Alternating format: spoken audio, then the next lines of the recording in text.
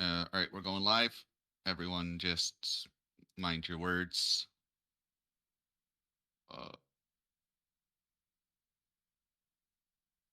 Welcome everyone to the second round robin of our round robin round two. The second round robin of our round robin round two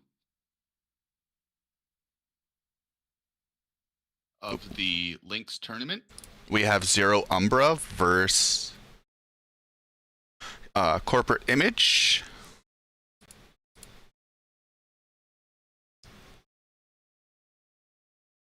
And apparently my mic is echoing for unknown reasons, so I will leave it up to the commentary crew. We will do a quick countdown in 5, 4, 3, 2, 1. Good luck, runners.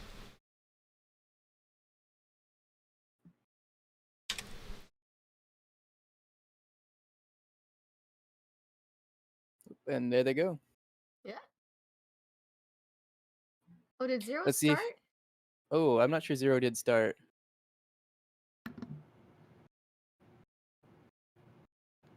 There we go. Okay, we're good. Ooh, both of them did start with a three-letter character name. They got Van and Mel. Nice. Yeah, so I guess first off, you notice everyone renaming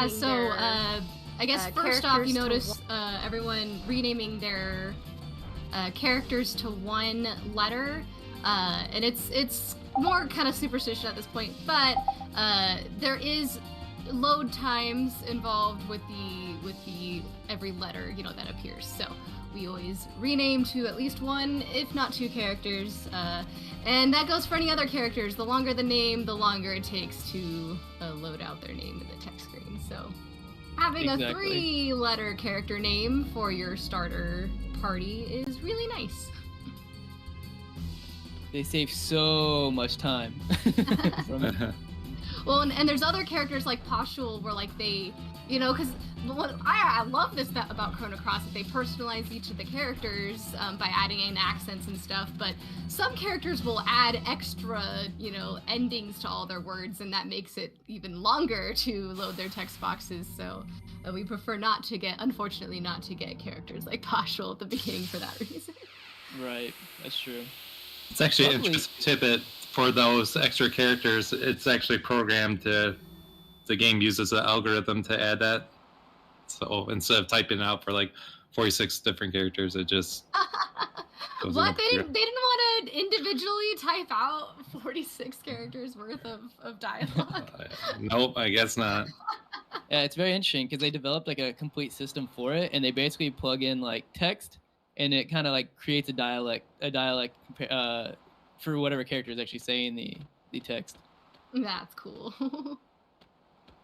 But none of our runners hit a bat, so that's a great start. Yes! Batless encounter, batless stream sequence. No nightmares in the stream sequence.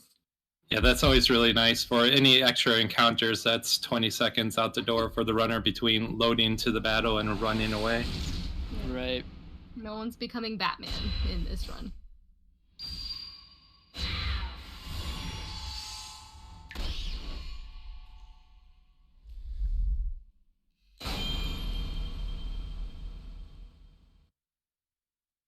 They both got through the dream sequence pretty fast. So now we're going to be heading to Arnie Village, where we're going to wake up, go talk to Lena, and she's going to send us on our first fetch quest. Yep, the beginning and ending of this category is the same thing with as far as our videos go here. Right, yeah. You get a little bit of a flashback, or I guess a flash forward, a premonition. Oh, is the timer paused? Someone's saying in the chat. It is paused. Yeah, so it might be paused on our end, but luckily both the runners are still like timing on their own streams as well. Just add 3 minutes for it, and you got the rough time there. Right. Keep that in mind. Yeah, this beginning sequence here is a little throwback to Chrono Trigger here with the "Good morning, sir." Well, I guess it's "Good morning, S." Yeah, I always like the tie-in to Chrono Trigger with that. All of the homages to Chrono Trigger are really neat in this game. They're really small and subtle in some places. So yeah, the start the side quest, we have to talk to Lena here, and she asks us to fetch some Komodo scales. Because they're so pretty. And I wanted to go with you, but you overslept, and now I have to babysit, so go on your own. We see Court being the first one to leave down there, so he's gonna stop before heading to Lizard Rock to go get these scales. He's gonna buy 2 fireballs. It's gonna make these fights at least somewhat more consistent. And if you're familiar with the game, you know that you may know that you can recruit Posho, the doggy, right now, but it's actually faster not to recruit her because the game adds double the HP for the enemies coming up. So it's just better to save the time, not recruit her, and fight the enemies with half HP. I guess I want to look at it that way. I guess additionally we should touch on the fact that besides the scales that we're looking for from fighting each of these Komodos, if Deeds, if you want to touch on what the other things that we're looking for in terms of drops from these fights. Yes, so in order to get access to some really nice weapon upgrades, there's very specific item drops we're looking for with this fight. So ideally we want to get 2 humors, which are dropped by the blue blob beach bums. We want a fang, and we want a feather, which has a 10% drop rate. But we kind of discussed this in previous batches. There's a chance, the 10% chance of drop rate for typically you get 6 Komodo fights plus the Mama Komodo boss fight at the end. So 7 opportunities for a 10% drop rate actually kind of comes out to about a 50-50 chance. And so that's what we're looking for here. Right, and we have... Oh, go ahead, Andy. Okay. I was just gonna say, and we have backups for like if we don't get most of the stuff that we need. So if we don't get a humor, it's fine. It just means we'll end up doing a backup with taking some armor off of Pasha later. If they don't get the feather, which is rare, or like Deej was talking about, it is the rare drop, but it does come out to be like a 50-50. But if a runner does get it, it's just a benefit because it just saves us about 15 seconds from going out of our way to pick it up in a treasure chest. And that's not the end-all, be-all of the run. We can see both our runners right now got into a encounter with like 3 enemies. So getting like several battles with 2 encounters that go really well can far outweigh like not getting the feather drop and just getting the 15-second backup. Exactly. Oh, there we go. Yeah, so Corporate actually took an additional fight with the beach bum on the log. That's not necessary to continue the run, but that did guarantee him a fight with a beach bum, and this particular fight he got 2. So he's pretty set on the humors from taking that additional fight. You can get a beach bum in your Komodo fights. Oh, Corporate just got one now that he no longer needs to fight them anymore. But yeah, you can luck out and get them naturally in your Komodo fight, and that's really nice for your time if that happens, but not the biggest of deals if it doesn't. And it looks like Zero Umbra also took the beach bum fight on the log leading up to the next screen. I believe they both got the same encounter, or the same formation in this encounter. Yes, Corporate is set on everything that he basically needs, like minus, I think he doesn't have the feather yet, but like I said, we have a backup for that, but he got 2 humors and he got the feather just now. Oh, he got the feather! Yeah, he's set on everything he needs. Yeah, the riskiest thing that can happen is if you happen to get a beach bum in one of your Komodo fights and you only get 1 humor out of it, you actually can make it work with 1 humor. There's an item that can drop from a boss fight we'll talk about in a bit. We'll drop an item that you can disassemble to get a humor. But again, usually with drops in this game, it'll be 90% of getting one item and then a 10% chance of getting another item. So you do risk not getting that item and being out of humor altogether. Which again, there's alternate strats if that happens, but it's not ideal. There's also a 10% chance that they won't even drop anything. That's true. You can take on all of the beach bum fights and still not get a humor drop, and that's definitely most runners I feel like would reset in those scenarios. So Ringo Fett in chat asks a pretty interesting question. He says, are drop rates affected by the number of enemies in a fight? Does a fight with 2 beach bums have a higher chance of dropping them than a fight with just 1? And so the way that works is you roll for each enemy in the fight.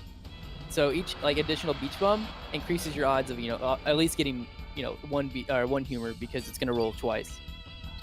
Yeah, all the common drops and steals in the game are 90% chance, and then the rares are 10%, and then some/most enemies, and even some bosses have a 10% chance just not to simply drop anything. And as Handy mentioned, it's based on per enemy, so the amount of enemies per battle does not affect it.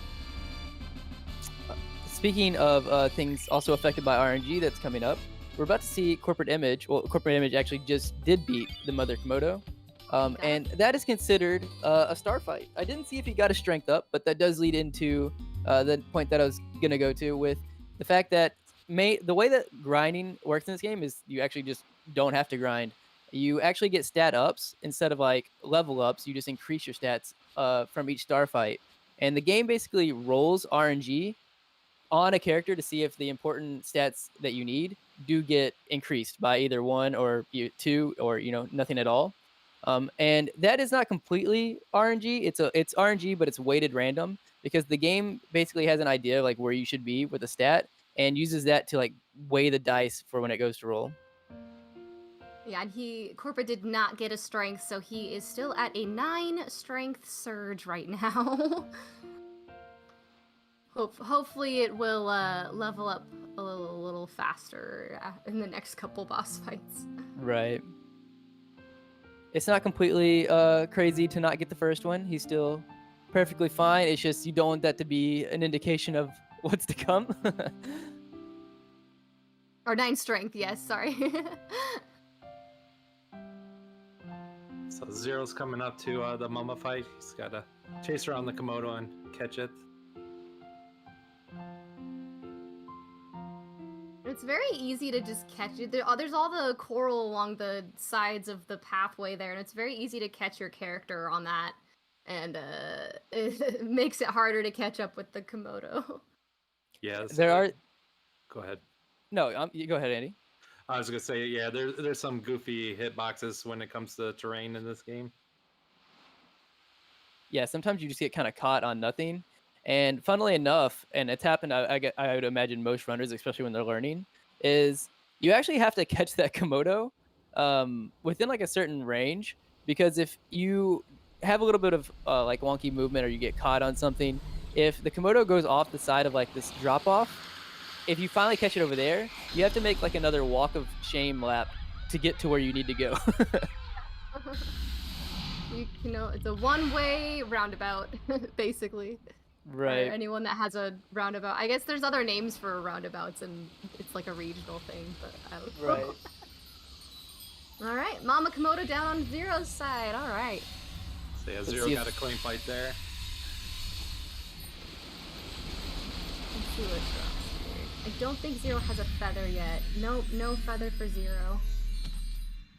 So Zero is a little bit behind right now, but Zero did get the strength up. Yes. We like to see. I guess we never really got into the actual battle system yet, did we? We have not. I guess the best way to start with that is you've noticed that there's you don't just have a plain attack in this game. You have the option to there's kind of 3 tiers of attacks, 1, 2, and 3.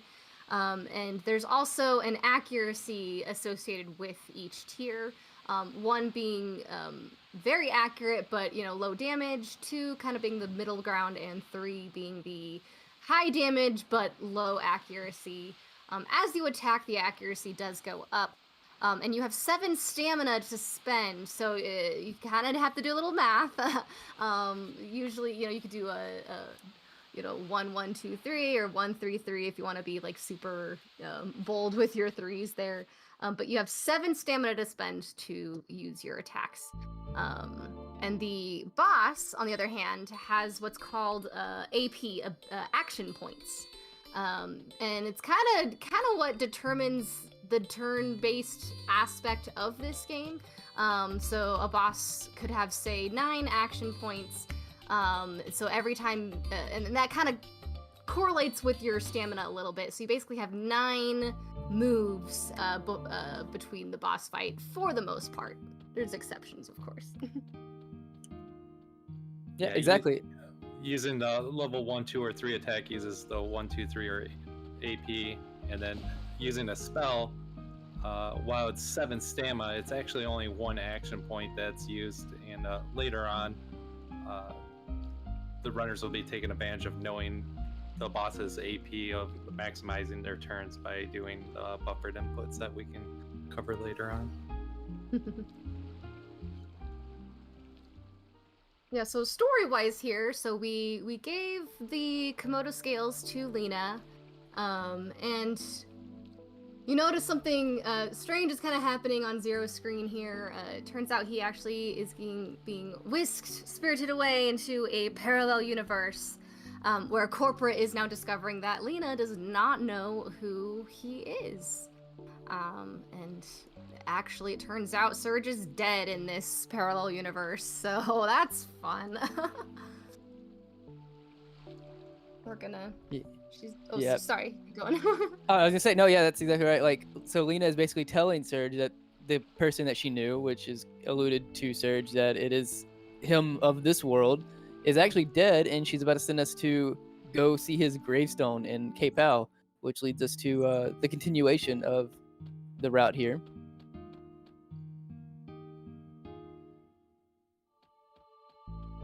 Whereas on Zero Umbra's screen, I'm actually not sure the materials that Zero has. I know that Corporate got to skip picking up the feather, and he's going to be able to skip doing any fights here in Cape Hal because he got both his humors.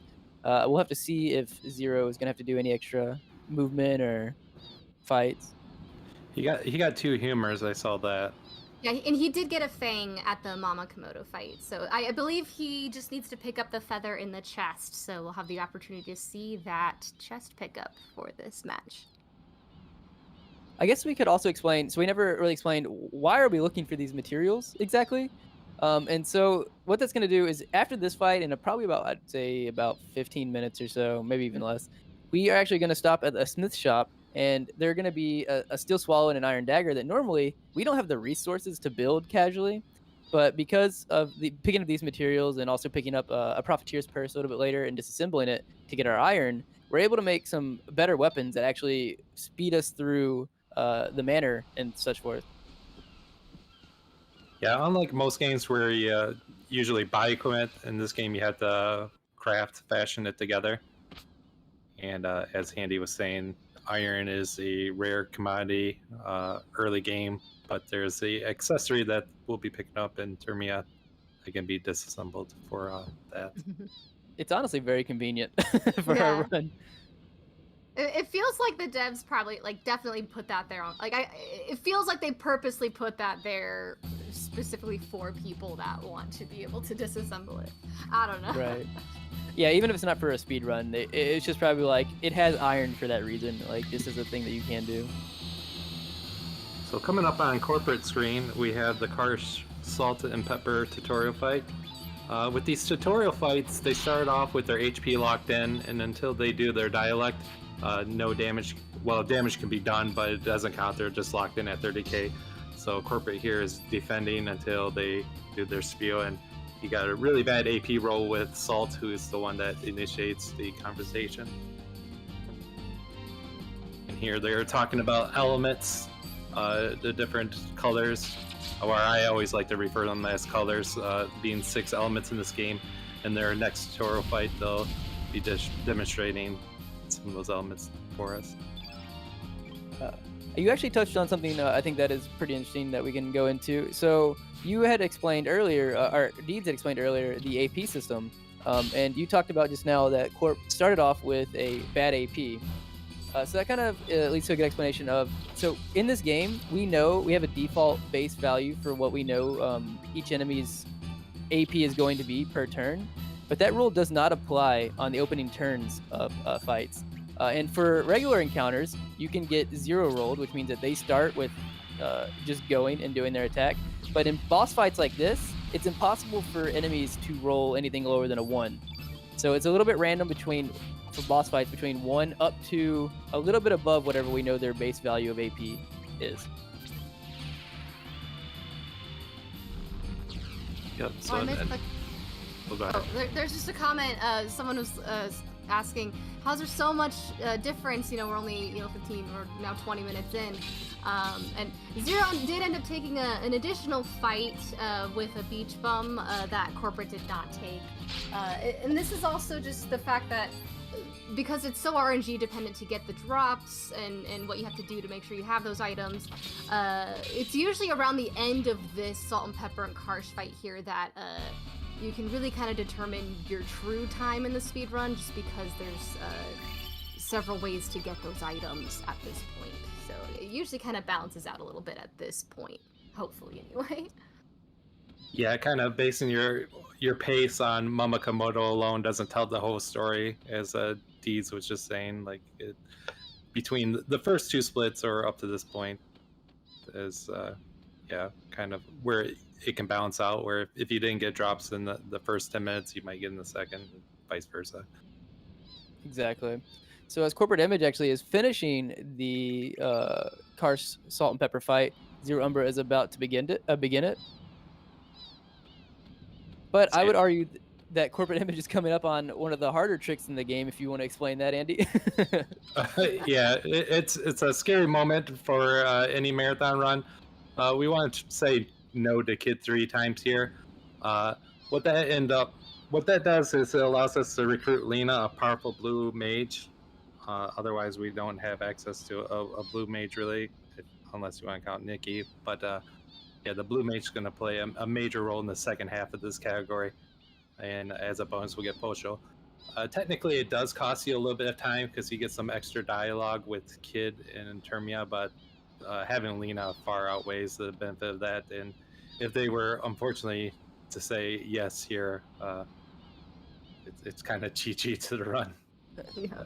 It's so easy to say yes because it's the default option if you're just button mashing and not really paying attention, or if you're distracted, you will say yes to her and lose out on Lena. So Yeah, exactly. I agree. Like we're kind of memeing that when we talk about being a hard thing to do, but I think every runner has at least accepted Kid on accident one time. And it's just because whether you're even if you're paying attention, if you accidentally hit down and X thinking that the dialogue box is done rendering, if your down input was put in before it was done rendering and you just hit X, Chrono Cross is not taking it. It's very particular about the way it wants you to do things. And so it's I think I've seen every runner at least once go, oh yeah, I just killed the run because we don't have a Kid route. Yeah, that's when you become an official runner, once you do that. There are rites of passage in this game.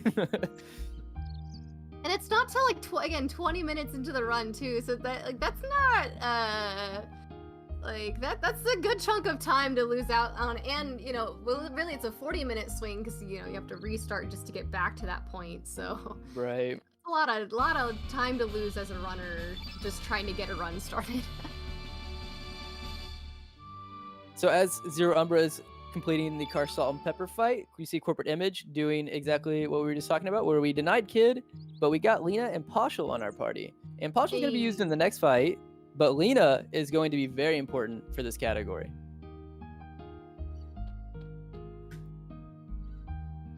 Which you wouldn't believe it by us saying it, because we're gonna pretty much immediately replace her in a second here, but we promise she's used for 2/3 of the run, so You'll have to trust me.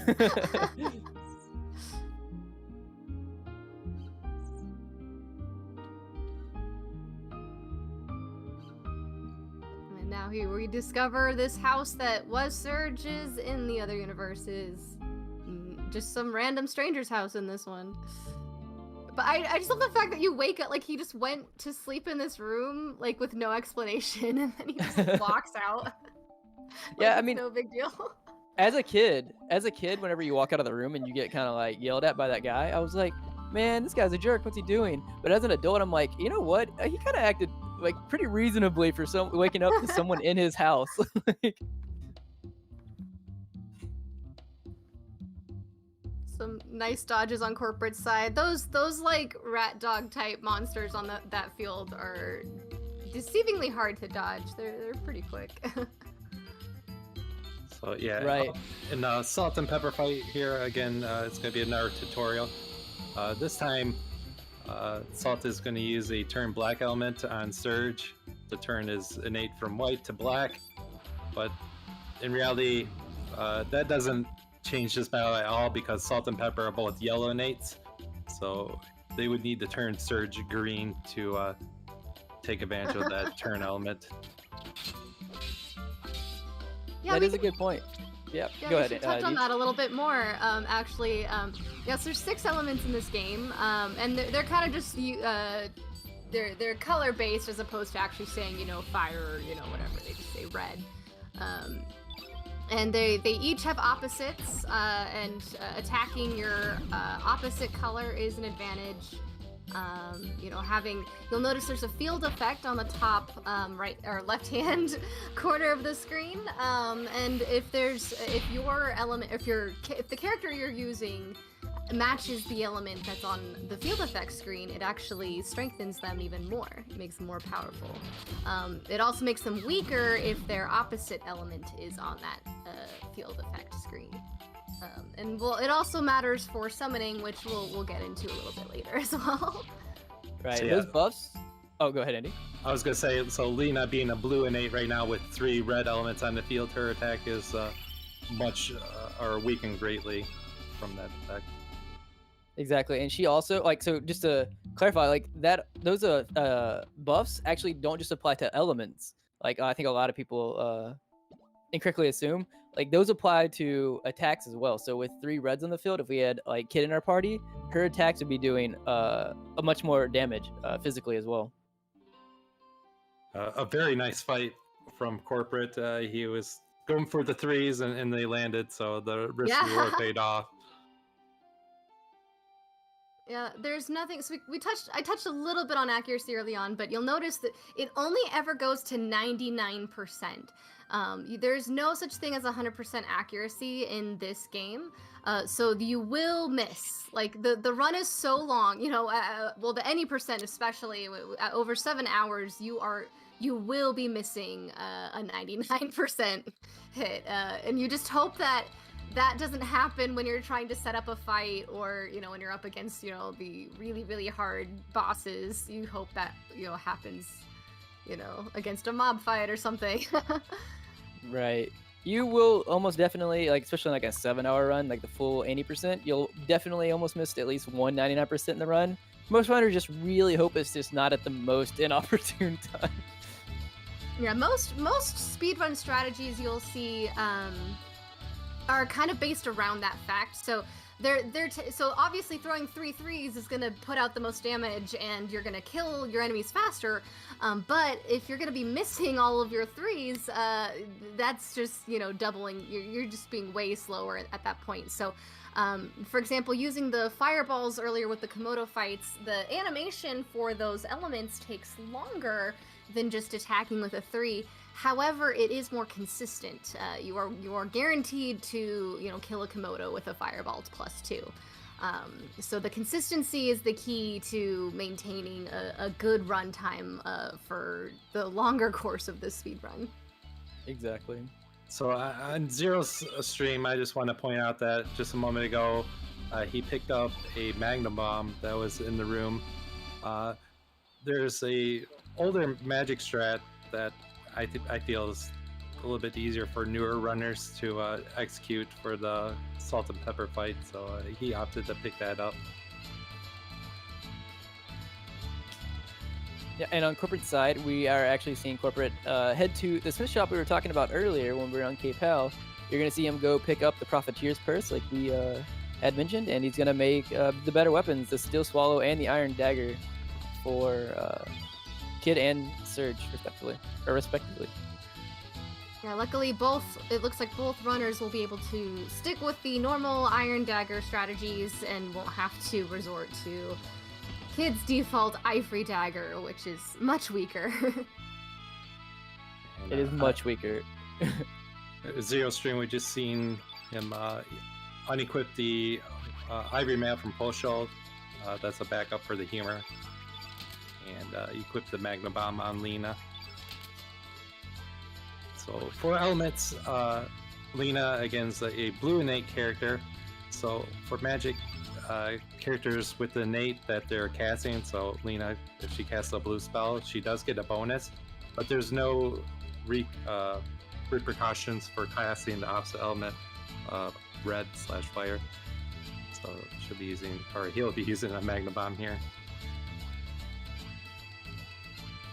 Right, and as on corporate side over here as well, we also see, if you've played Chrono Cross at this point, you know there's a couple of different routes you can take to get into the manor. I think there's the Gao route, there's the Pierre route, and then there's the Nikki route, right? I don't actually think I ever did the Nikki route casually. But Pierre, as funny as it might seem for anybody who's played this game, is actually the fastest route to get into the manor for us. And so you'll see CorporateImage actually picking up the medal here from this kid so that we can recruit Pierre and just head straight to the front door of the manor. Oh, we love Pierre. He tries so hard to be a hero. He just wants to be a hero. Yeah, the Nikki route takes you through the forest, and the Guile path takes you on the back cliff of the manor. Yeah, whereas Pierre, as you'll see pretty soon, literally it's just, hey, let's just go knock on the front door and see if they'll let us in. Like, that's literally his route. So essentially, the other two routes, you're having to kind of go through a whole mini dungeon just to access the Viper Manor, whereas Pierre, you literally just skip all of that. We just have a boss fight and one mob fight, and that's it. Yeah, if everyone had the same path, I imagine Nikki would be the choice because he has the potential to be at a higher magic stat than Lena. Again, the blue innate thing. But yeah, that's not the case. It hasn't actually been tested to my knowledge by anybody, but I think that, like in a race setting, if you did accidentally say yes to Kid, theoretically Nikki would be the backup. I don't actually know how that would work, but... Yeah, you would have to make something up. I would try it, but it could be routed out. But why would you bother? But why? Yeah, right. Why? It's and the definitely reset much button slower. is right there. I'm just curious if it's 40 minutes slower, right? Which would be the lost time. Yeah, in a no, it race is interesting. Here we go. We're just charging. Oh yeah, the guards. So we asked nicely at the front door, and they're like, yeah, we're not just letting you in because you have a hero's medal. So we're like, all right, well, let's charge the gates. Let's go. So, funnily enough, we touched on it when the Mama Komodo fight came up. We touch on how like levels up work in this game, and the fact that there aren't really levels up. You just kind of, at every star fight, we called them, you get big stat increases. The reason we call them star fights and we don't just refer to them as boss fights, even though I would say a majority of the time they are boss fights, is because there are some oddball cases where this fight right here in front of the ketchup fight coming up is actually considered a star fight, and so we're gonna get to see if they get a strength up on Surge, a strength up on strength and a magic on Kid.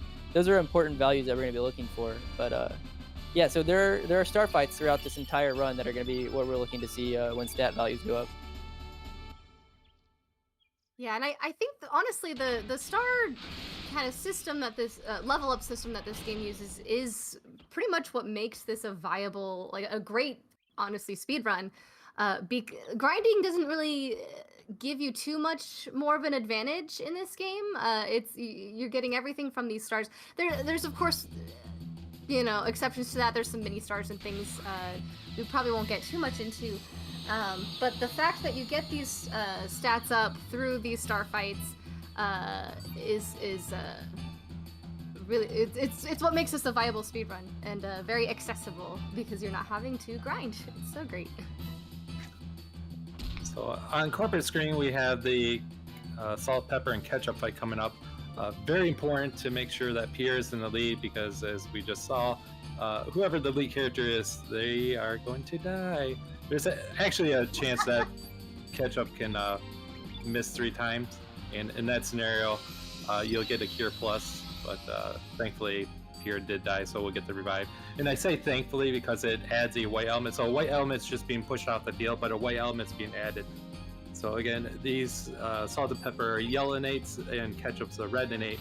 But that one white element on the field will beef up Surge a little bit here. And the goal is to do enough damage on ketchup to be able to get him to half health and trigger his triple tech, which knocks out salt and pepper and makes for a quick fight here. Funnily enough, there's a lot of funny openings that can happen here. I've seen ones where Pierre actually just evades everything, and like you said, gets the cure plus. I've seen one where Pierre gets crit and takes like 1k damage, even though you're at the beginning of the game. Right? We're like, what? 4 digits. So here comes triple tech. Go ahead. Oh no, I just noticed a question in chat. Baron Von Grips asked, does Eagle Eye work for steel? And yeah, so you're stealing in this game, you'll see this a little bit in the Viper Manor. Your stealing does use the accuracy that you've built up as your odds of getting the steal off. So you do want to build up your steal to 99% before actually stealing from a boss. I couldn't say honestly though if Eagle Eye affects, even though the steal rate is based off hit. I don't know if the game does something weird. I wish I could give a definite answer on that. CorporateImage actually did get to the ketchup fight. That wasn't actually too bad. I believe right now he's at 11 strength.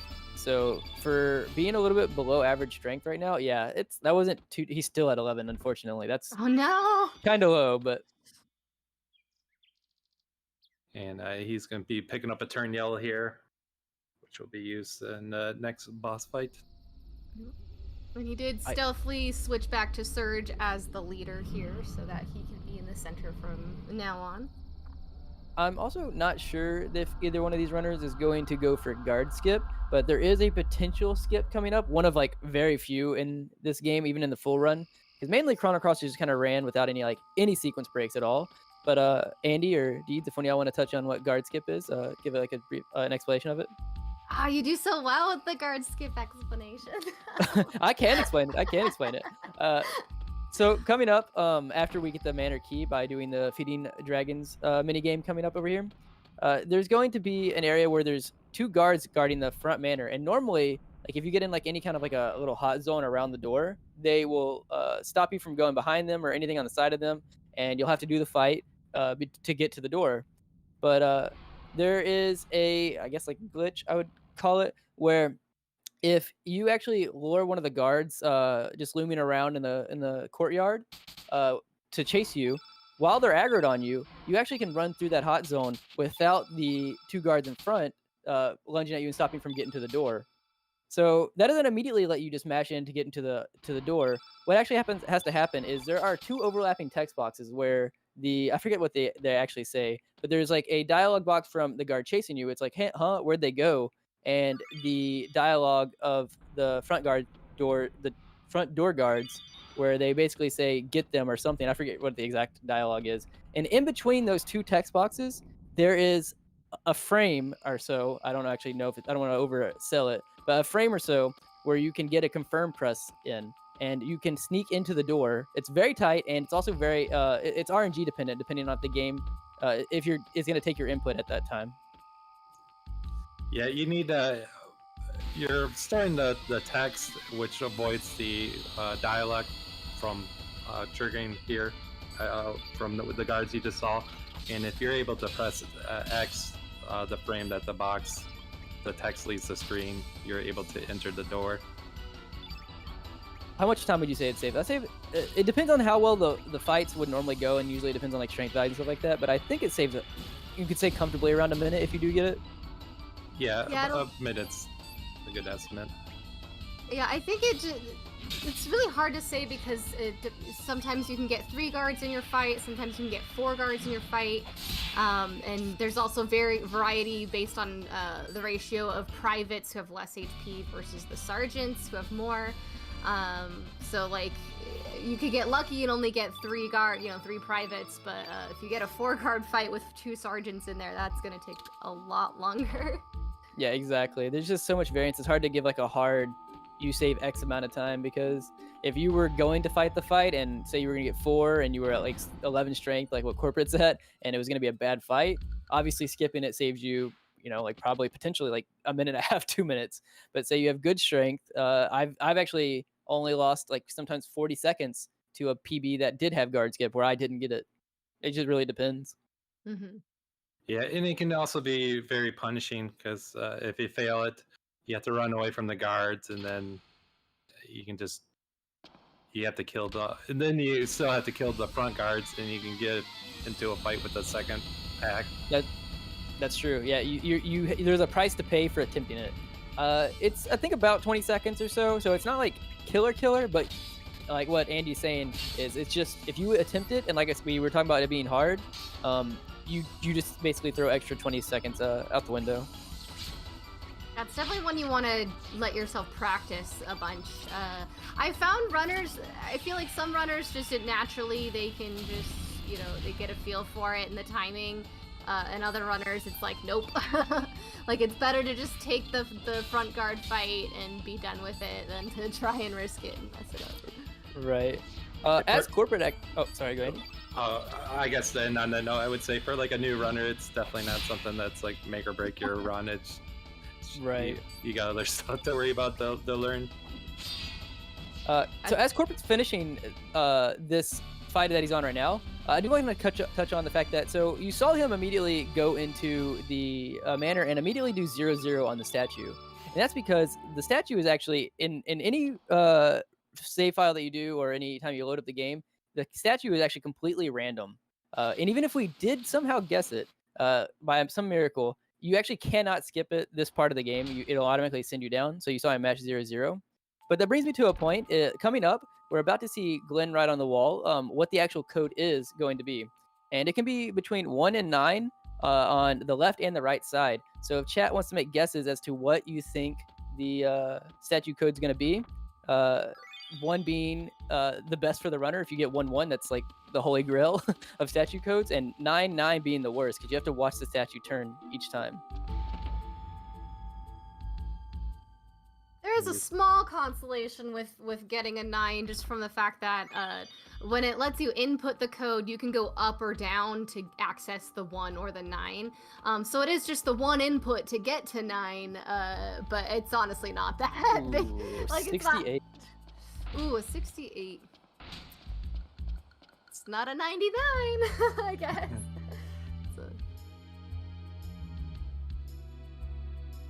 I love this part though. The guards at this treasure vault ask you for a password, and literally it's none of the available options. The password's actually silenced, so you just have to sit there and wait for them to let you in.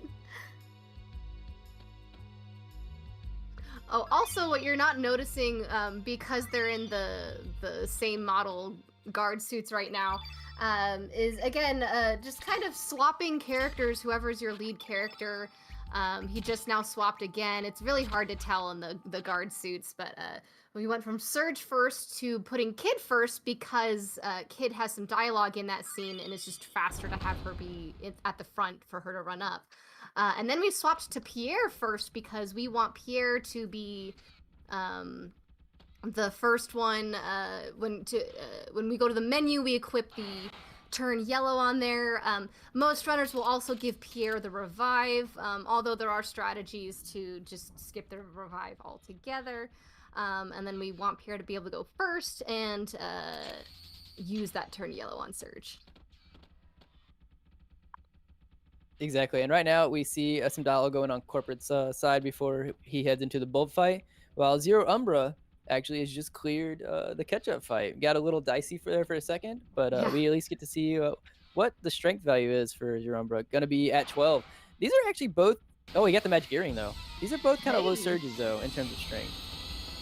Yeah, the magic ring is a really nice drop to get there. 10%, the rare drop.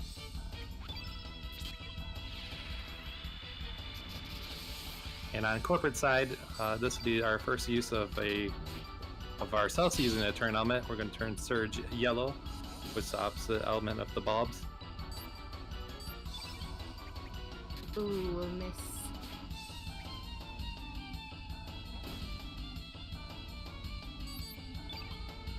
As another mechanic, interestingly enough, that actually I do look for in this fight because it can make the fights go faster, is in this fight right here, well, in all the fights, enemies can either be male or female, and based on that stat, I think it gives, I don't know the exact amount of decrease or whatever, but it gives the female enemies in this game lower HP value, so they're faster to kill. Yeah, it's a 5%, which is 16 HP on this fight. Oh, okay. Oh, unfortunately, looking over at Zero's side, though, Zero did just go ahead and take the fight before going to do the mini game for feeding the dragons get the key. And unfortunately, this is what we're talking about, where he got a 4 enemy encounter, which in all cases is not really what you want because 3 is obviously faster. But also with Surge being lower strength, the fight, it just kind of increases it by a good amount because, you know, each one of these guards is taking longer to kill. Yeah, ideally with a higher strength Surge, you can actually kill a guard with just a 2-3 if you're really strong. And that's really nice because yeah, if you're able to knock out 2 guards, you know, within 7 stamina, you're saving a lot of time. Not just because you're killing them faster, but that also means those guards can't attack, right? They're not getting an attack in; they'll die first. So lots of time save in those ways when you're a higher strength. Just being able to knock out a whole guard fight very quickly within 1 round. Exactly. On corporate side, Andy, if you want to touch on why he's over here just kind of talking to his chest over and over and over. Yeah, very powerful accessories in this chest. The Dragoon Gauntlet, which adds 3 attack power. It doesn't sound like that much, but it is a major gain. And yeah, Karsh, I guess his limit of being asked the same question is 20 times. Just ask him 20 times for anything, and he just caves. No. Well, it's so funny because like he has like, what is it, 3 or 4 lines of unique dialogue before he starts counting, and that's usually in most JRPGs. That's usually when you know, oh, like that. Like most people will keep trying until the dialogue stops being unique with most NPC conversations, right? But the fact that Right. 20 times, that's the magic number, and he just gives it to you. Okay. Also on corporate side, you're going to see why having a high number for the code is unfortunate because each one of these turns is about a second of additional time. And there's the 8. Stop, let's go make a sandwich and come back. Right. Yeah, if anything, it affects the morale of the runner more. Having a high number, it stinks, but it's not the end of the world. I rather have the fights go well up to this point than get, say, like a 1-1 snake.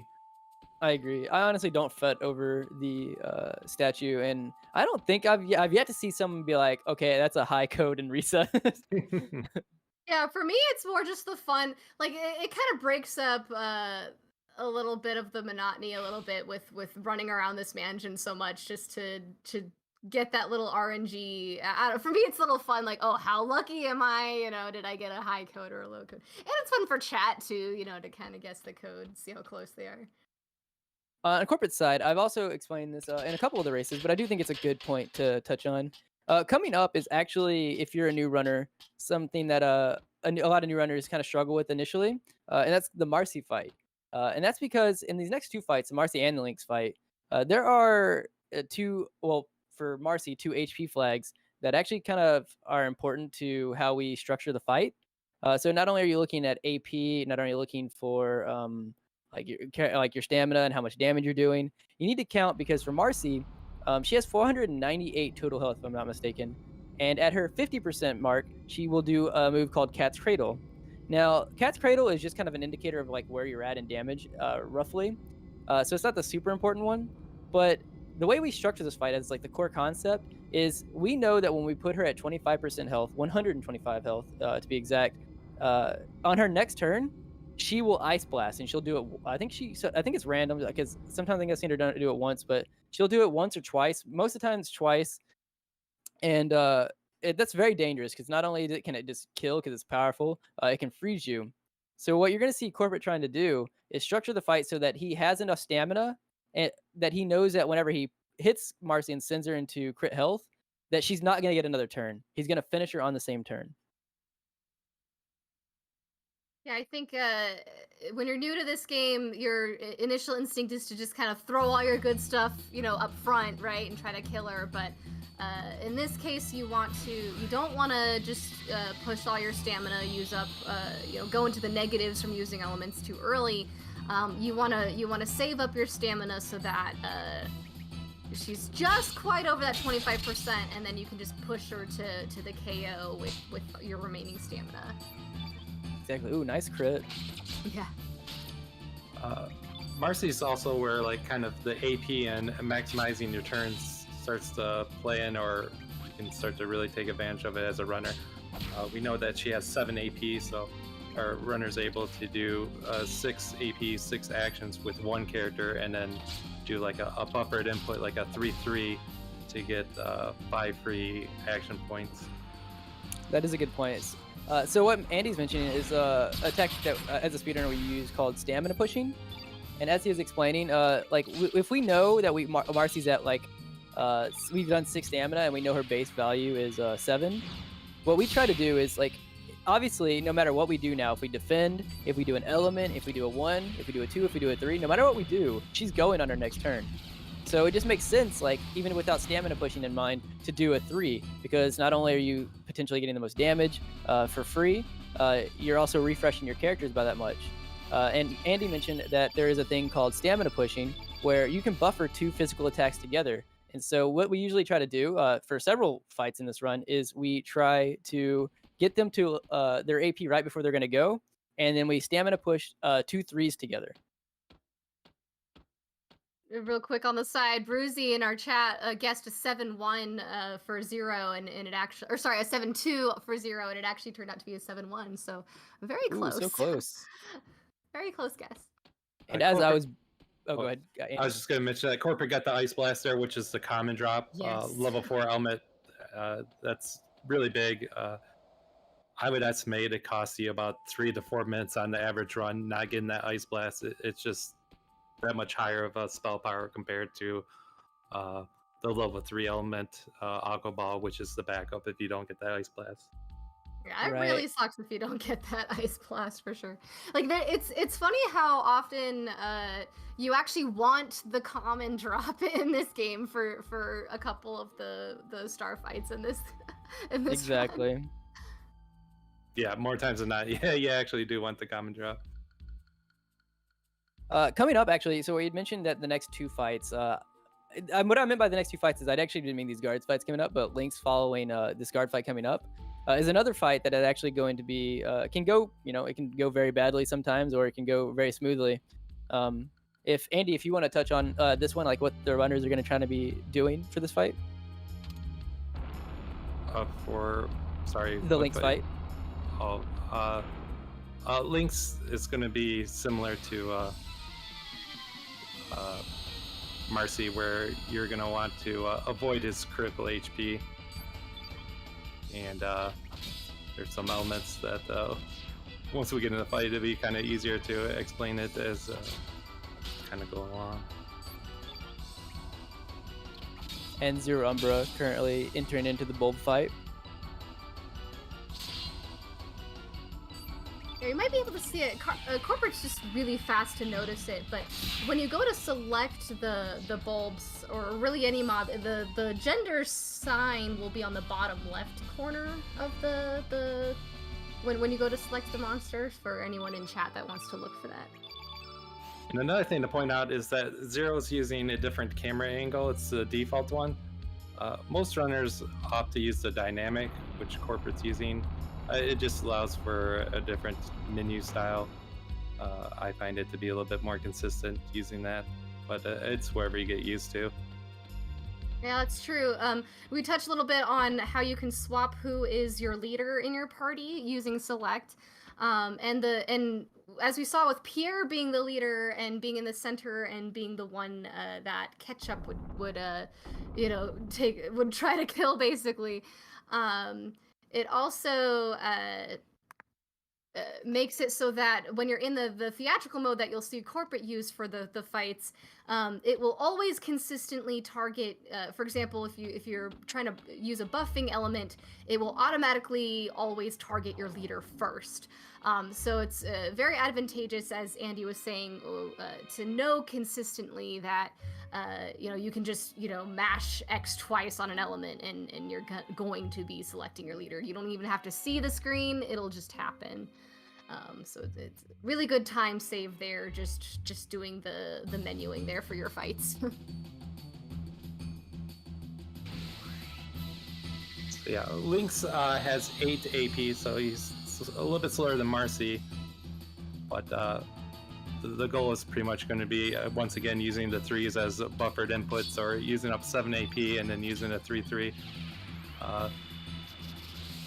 For me, I'm not good at counting and going, so most runners will use 3 hits with Surge, 6 hits altogether with Surge as kind of a baseline of when we're close to the critical HP. Corporate's opting for my quote famous yellow strat. So with a lower strength, it can be really nice to use a turn yellow element on Kid. While Lynx is a black innate, using the yellow innate or yellow element, it pushes a black element off the field, so up Surge's damage. And while, again, Lynx is not going to take more damage from yellow, it is going to make Kid hit harder because of the 3 elements on the field. But if you're at a high strength, it's not worth doing, and you can also end up over damaging Lynx and putting them into critical HP when you don't want to. So, exactly. Go ahead. Sorry. I was gonna say that's what we're seeing right now from Corporate is he's actually using Pilfer on this turn, so that hopefully he's gonna send him into critical HP right here, so we can stop the Nostrum coming. Ooh, double miss. So our Lynx uses Imbecile, so it changes up the script. But ideally, you want Surge to hit and put in a critical HP, and then using a white element, it causes Lynx to counter with anti-white, and then it changes the script. Corporate making the tough decision, but I think it was the right one to actually just using the dash and slash. Sorry, I forget what I said, but anti-white's being done. So instead of using Nostrum, a 200 HP heal, Lynx is just going to go back to physically hitting now.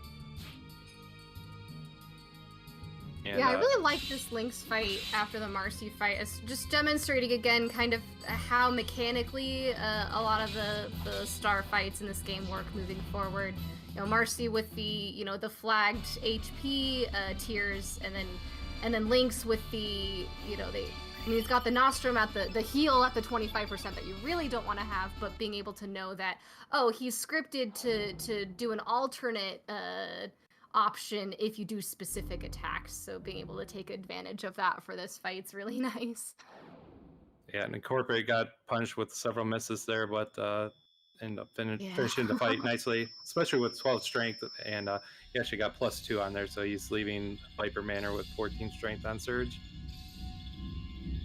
Yeah, getting that +2 is really nice. So now, even though he was at 12, which is a good bit below average, I would argue, 15 being the average is about leaving the manor. So being at 14 is not too bad. So that +2 is really nice. Whereas 0 is actually getting ready to fight Marcy after the big war dump on his side. The first kind of exposition you're button mashing through in this game. And I didn't catch it if Corporate got the Power Glove or the Magic Ring. You hope for the Magic Ring. You get the most benefit out of that, which is the common steel. I believe he got the Magic Ring. Okay, and then the Power Glove. It can be used for a little bit. I thought you got the Pender. Or wait, sorry. Are you talking about the Lynx fight or The still, Lynx the fight. still. Oh yeah, he did get the magic ring for the steal. Okay. Yes. That's where Zero got the magic ring earlier. Can be a really nice benefit in case of the event of getting the power glove or missing the steal altogether. So let's see how Zero handles Marcy here. Didn't miss any of the opening threes. That's a good sign. Yeah, both runners opting to do a threes with a surge. Some runners do twos.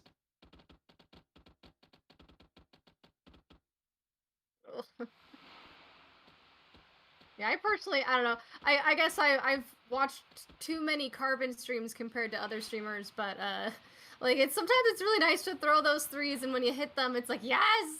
But yeah, when you miss them, especially for fights like this where it really makes a difference when you miss, feels really bad. Ooh, kid dying. That's a little bit rough. Not the end of the world. We do have the revive. Oh, okay. We do have the revive. I thought there was a turn yellow on accident coming up. And on corporate screen, kids actually go dying, getting hit by a poison dagger here and gonna fall off the cliff. Exactly. And as we come to the end of Zero's fight on this side, look on corporate side, Lynx is about to say the thing, as the community says. The thing! What do you live for? Here we go. The assassin of time. The Chrono trigger! He said the thing. He did say it.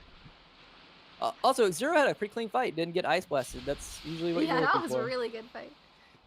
Especially for missing those threes at the beginning there.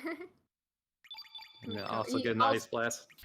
Phew! Alright, no Aqua Ball. I really hope runners never have to do Aqua Ball. To me, that's one of my least favorite alternate strategies to have to go and use. It's just not fun. Yeah, so what Deeds is actually alluding to is, so coming up is actually the point where when we said trust us, Lena is important. We're actually about to get to use Lena now. And Lena's magic is going to be very important for a lot of the fights going forward. And thus, having an Ice Blast versus having to use an Aqua Ball really helps out with the variance in what her magic already can be. Yeah, and this is also where Corporate's coming into probably the least liked section of the run. Where basically, we just finished this, fun, exciting dungeon, and really for the next 10-15 minutes or so, it's literally just button mashing and Korcha. Too much Korcha. Too much Korcha. Probably the community has accepted him being the worst character and one of the worst characters in this game. Speak for yourself. I say not enough Korcha. Oh, we do have a contrarian. I forgot. Andy's a part of the Korcha fan club in the community. Him and Hobbs leading the frontier of that in that regard. I don't know what Cha talking about, Cha. Oh no. There's So, divisiveness in the community now. No. We haven't mentioned yet, but there's a lot of random encounters in the manor if you actually run down the middle of the hallway. So Zero weaving around the hitbox for that. That's true. Yeah, when you watch speedruns, there's a lot of things like that, like the fact that this whole manor is booby trapped, and it's so easy to get. Like when you're just casually playing, you're like I remember the first time I was casually playing this, and it just felt like you're in the manor for forever, just from all of these random encounters. But no, if you just know where the booby traps are, like not walking in the center of any of the hallways, you just avoid all of it. So. Yeah, that's the magic of speedrunning. You come into it with casual knowledge of like, oh man, this dungeon sucks, it takes forever, and then you learn the speedrun tech. It's like, oh, this goes by so quick. So, revenge. Take that. I spent hours in here and now I only spent 10 minutes. Nice guard fight for 0, only getting 3 guards instead of the 4. That's just another thing that over the course of the run, you're just really hoping for a lot of things to go okay or better than worse. Like starting AP, the amount of guards you get for a fight. It's not all based just on your strength alone. In fact, both our runners have been running with low strength and doing quite well. I guess we can kind of go into a little bit of story. Again, so a lot of JRPGs tend to give you kind of the illusion of choice, where it lets you select options, and it's fun because you might get 1 or 2 unique text boxes of flavor about that choice. But we're coming up here on Surge being asked whether or not he's going to try and save Kid. She's poisoned. The only antidote is from this Hydra creature in the marshes who's actually extinct in this world, but we know that in the parallel worlds, they still exist. So we're given the option of whether or not we want to, kill this Hydra to save Kid or not. And it actually does make a difference. It actually is a very significant split in the storyline. There's a whole side story of there's these dwarves with the dwarves working or encountering with the fairies and all that stuff. We're gonna skip all that by not saving Kid once again. We're doing everything in our power for the speed run to not save Kid. So that's the route we pick, and that route is what gives us Glenn, who we really like to use because of his strength. Yeah, you get to save time by avoiding essentially a side quest and then getting debatably a more useful character. Debatably. Depending on how you look at it. You don't get Rasley, which we talked about early on. That Rasley is the save Kid route, but Glenn is the don't save Kid route. Over on Zero Umbra, because Corporate has a little bit more dialogue he has to go through and sit through. Zero Umbra is actually coming to the end of the manor where he's hoping to have a good Lynx fight. Let's see what happens. Oh. Yeah, Surge got annihilated. That's not what you want to happen, but he does have the revive. Yeah, sometimes Lynx can just be kind of a jerk to Surge and just all-out target him. Yeah, it's uncommon for someone to use the turn yellow strat, but I was happy to see Corporate do it. He had 1 less strength than 0, and 0's 3s before the revive were hitting for like 63 damage, and I forget what Corporate was hitting for, like 65, 68, just to show how that swing in the elements, element field can make a difference. Exactly. So unfortunately, he did pilfer, got the magic ring, that's the fortunate part. But the unfortunate part is that he didn't actually get to send him into crit health with the same turn. So now to skip Nostrum, he either has to outright kill in the same turn he sends him into crit health, or he's gonna have to dash and slash here. Yeah. So the big thing was to use dash and slash either before or after him using Nostrum. Right. Where's the anti-white? Yeah, the only reason it becomes a little bit unfortunate when you do have to use the dash and slash in that way is, as you can see, he's having to use... Lynx might get another turn here if he doesn't kill. Okay, he did kill. But it sends Surge into such negative stamina that it becomes a little bit awkward sometimes in terms of trying to finish the fight. But got through it. Ooh, it's still at 13 strength, though. Yep, but good fight. Good fight, yep. This is going to be a low strength match, Purple. Which, I mean, hopefully we'll get more strength ups. I mean, it's not significant, but there's a slight weight towards a higher chance of getting strength ups. There's even you can even get a +2 strength up if you're really lucky. If you're kind of falling behind there. Right, exactly. It's like what happened to Corporate. Corporate was at 12, which is a little bit low. I got a +2 from Lynx, which is always really nice. Yeah, after this text gauntlet, there will be 2 boss fights coming up, and after that, you hope Surge is at 15, 16 strength at least, and you can kind of make it through there. And then after that, we'll be depending on Glenn for a little bit. Right, and so Zero Umbra is actually getting ready to go into the hostage situation that we saw CorporateImage go through. On corporate side, he's finishing actually getting to the end of the dialogue, the long dialogue that goes on here.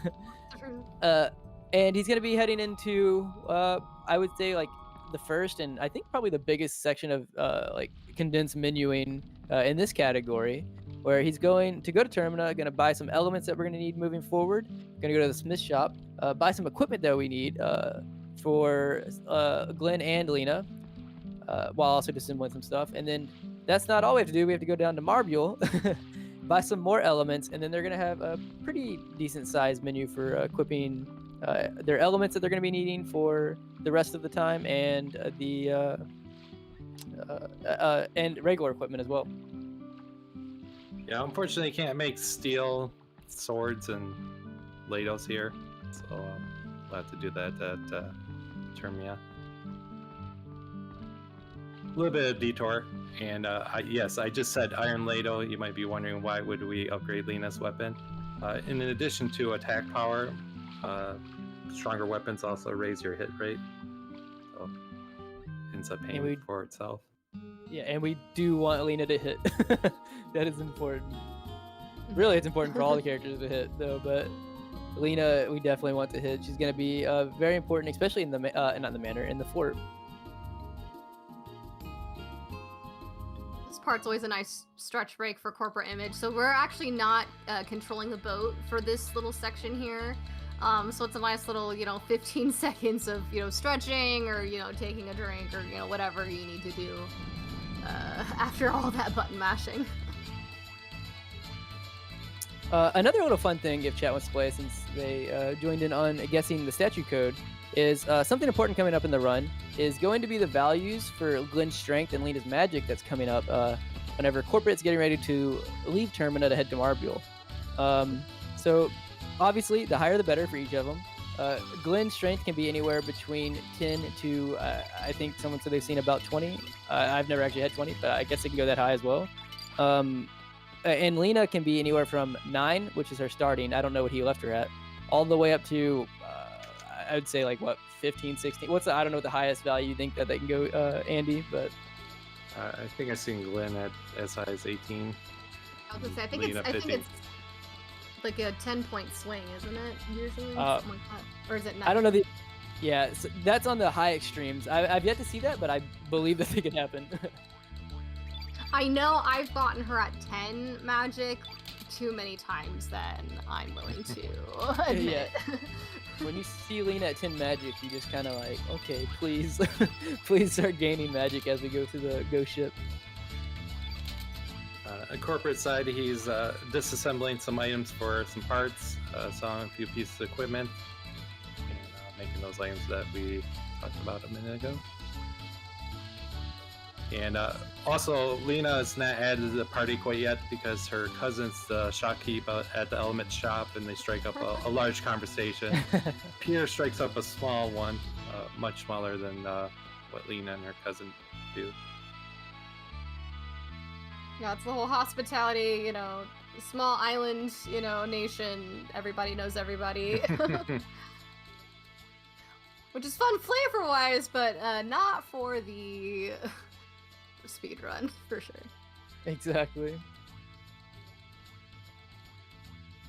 So Corporate has finished his the menuing and that he needs to do, the shopping that he needs to do in Termina, and he's going to get ready to head to Macha and start heading to Marbule. So yeah, part of the elements that he bought was some healing elements and some damaging elements. In the grand scheme of things, it's always better to cast the highest level element. So right now you can only buy up to a level 3 damaging spell. We mentioned the Ice Blast, that's a level 4 element, so you had your choice of between a level 4 and level 3. Let me back up. You can equip elements on different elements or levels on your element grid. Spells have a different plus minus factor, so most damage spells are ±7, so you can put like a level 4 element on your level 1. So it's always better to cast the level 4 spell than the level 3s. So it's getting that. But sometimes we don't need that full damage, so casting the level 1 spell like an Aqua Beam is faster than the level 3 Aqua Ball. So we do pick up some of those elements just for the faster cast animation. All right, and here's Glenn. So now's the time, chat. If you wanted to guess Glenn's strength, do so now. Also coming up is going to be we're actually going to also accept Macha on our team. We're gonna put her in our party for literally half a second, but it's mainly to avoid if you deny her or if you accept her on your team, but you also say I don't want you in my party. She has a cutscene where she walks from where she's at now to that platform on the side, jumps off, and just starts swimming slowly away. He does that if you don't accept her in your party as well. So. Oh, okay, I see. Yeah, I'd say it's about 20 seconds doing that, avoiding the cutscene. Definitely long enough to make it worth, letting her come along for for this little part. Oh, I missed what the strength was. Did you guys see? Oh, we'll see. Oh wait, no, actually, I didn't see it either. I was a little bit behind. I think it was 14. 14 is an okay starting strength. You're hoping that you. So what strength we get and what magic we get starting here is not the end all be all. We have a couple of fights that you just hope that stat growth also affects where they're going to be at. Okay, it was 14 strength. There we go. Confirmed. And Lena having 13 magic, so that's really nice. For me, if Lena hits 15, it's all gravy for the fort. So having her at 13 right now is comforting. But again, I've had runs and seen runs where she doesn't get another magic up, and then it's like, oh boy, I was cheering for nothing. Yeah, you get her at 13, and then you find yourself fighting Bunyip at 13. Yeah. Oh no, it's a nightmare. So in equipping these elements, the element that we use the most is going to be cast, or it's going to be the default element that we use, or place, I should say. So for Glenn and Lena, it's going to be Strengthen and Eagle Eye, respectively. Yeah, the menu here actually lets you sort out. There's a couple different ways it'll let you sort through your elements, and it makes a very big difference with consistency again for practicing the menus to know. Oh, if we sort by healing elements to be listed at the top versus attack elements, or you can also sort by innate elements of the character as well. It's a huge tool to take advantage of the sorting features to get really fast at these menus. We're entering the ghost ship. Woo! Spooky. It is a little spooky though. I think we kind of touched on this a little bit earlier, but this is besides the Komodos at the beginning, this is probably the most RNG heavy. At least as far as how it impacts your time, most RNG heavy segment in this run. Yeah, I would say the ghost ship is also, like you said, very spooky in the speed run, but actually for a different reason other than the ghost. It's more about the haunted doors on this ghost ship after we go when we get inside of it. Yeah, the hitboxes for the doors is the toughest boss in the game. Yeah, next to the bats. So you have the bats and the doors. The ones that are unexpected. Yeah, I guess a little interesting thing. Again, if you have the little booklet that comes with the game, you'll know, things like the select button changing the party order, but you'll also know that there's, we mentioned this earlier, how there's multiple confirm buttons. Because you have the X, you have the R1, and then the L3 pushing that in. All can confirm, and so being able to take advantage of having those different options, not just for mashing through text, but opening those doors makes it slightly easier. Right. Yeah, one of the Yeah. big things you'll see like corporate do, or both runners do, is to be more consistent with the doors. What a lot of runners do is they'll actually walk up to the doors. Like they'll sprint normally, like we are doing everywhere else. But when you get close to the door, you'll walk to hopefully try to get into the door more consistently. Yep. Yeah, it's interesting that this game, the default when you first start the game, is that it has you walk normally and you have to hold circle to run. And very early on, we menu that so it's the opposite, so that our default is running, and then we can hold circle to walk. But remembering to walk for things like opening doors is a nice little trick to get used to get that more consistent. And on corporate screen, we just seen them run away from the fight, so you actually don't have to fight that. You can just run away, and we have That's so a boss funny. fight. Yeah, I would say just a core concept for this to understand whether or not it's a good fight or a good start to the fight is whether or not you see Lena get her ice blast off before the first flap goes. And that's for a couple of reasons. One, this means you got a better AP start. Two, you can see we have 2 blues on the field and there's not a red on the field, which means that this ice blast is just going to get the benefit of the 2 blues and is not going to get the negative of having a red on the field. Whereas if flap goes off, not only does flap do more damage because you don't have these 3 blues on the field like now, but the blues also, her ice blast will actually do less damage. Yeah, there's a good chance that Lena goes down if you don't get the 3 blues. It's not a guarantee she'll live, and even Surge is at a risk if you turn him blue and if his HP is low. And in this case, it's actually really high. His HP actually is really high. I just noticed that. Now, this should be a pretty good poly fight for corporate here. Right, Polly has a pretty high AP, so normally if you can get the ice blast off, and as long as you don't miss a lot before the first flap, then usually you can condense a fight down to only getting 1 flap. Ooh, so unfortunately, not a strength up on Surge. Oh well, we saw at the Fargo fight. But he got a magic, so he's 14 with Lena. It's really nice. So Nice. for Fargo coming up, we're actually going to get to see, I think this is the first time we're going to see the dual tech of X-Strike between Glenn and Surge. And the way that actually works is it actually calculates the strength from both of these characters whenever they go to do it. So you're going to see him setting it up. In this fight, since I believe he's at 15 and 14 strength, he has a combined 29. He's going to want to do about 310 damage before he does X-Strike for it to kill on Fargo. So that's what we're going to see him trying to do.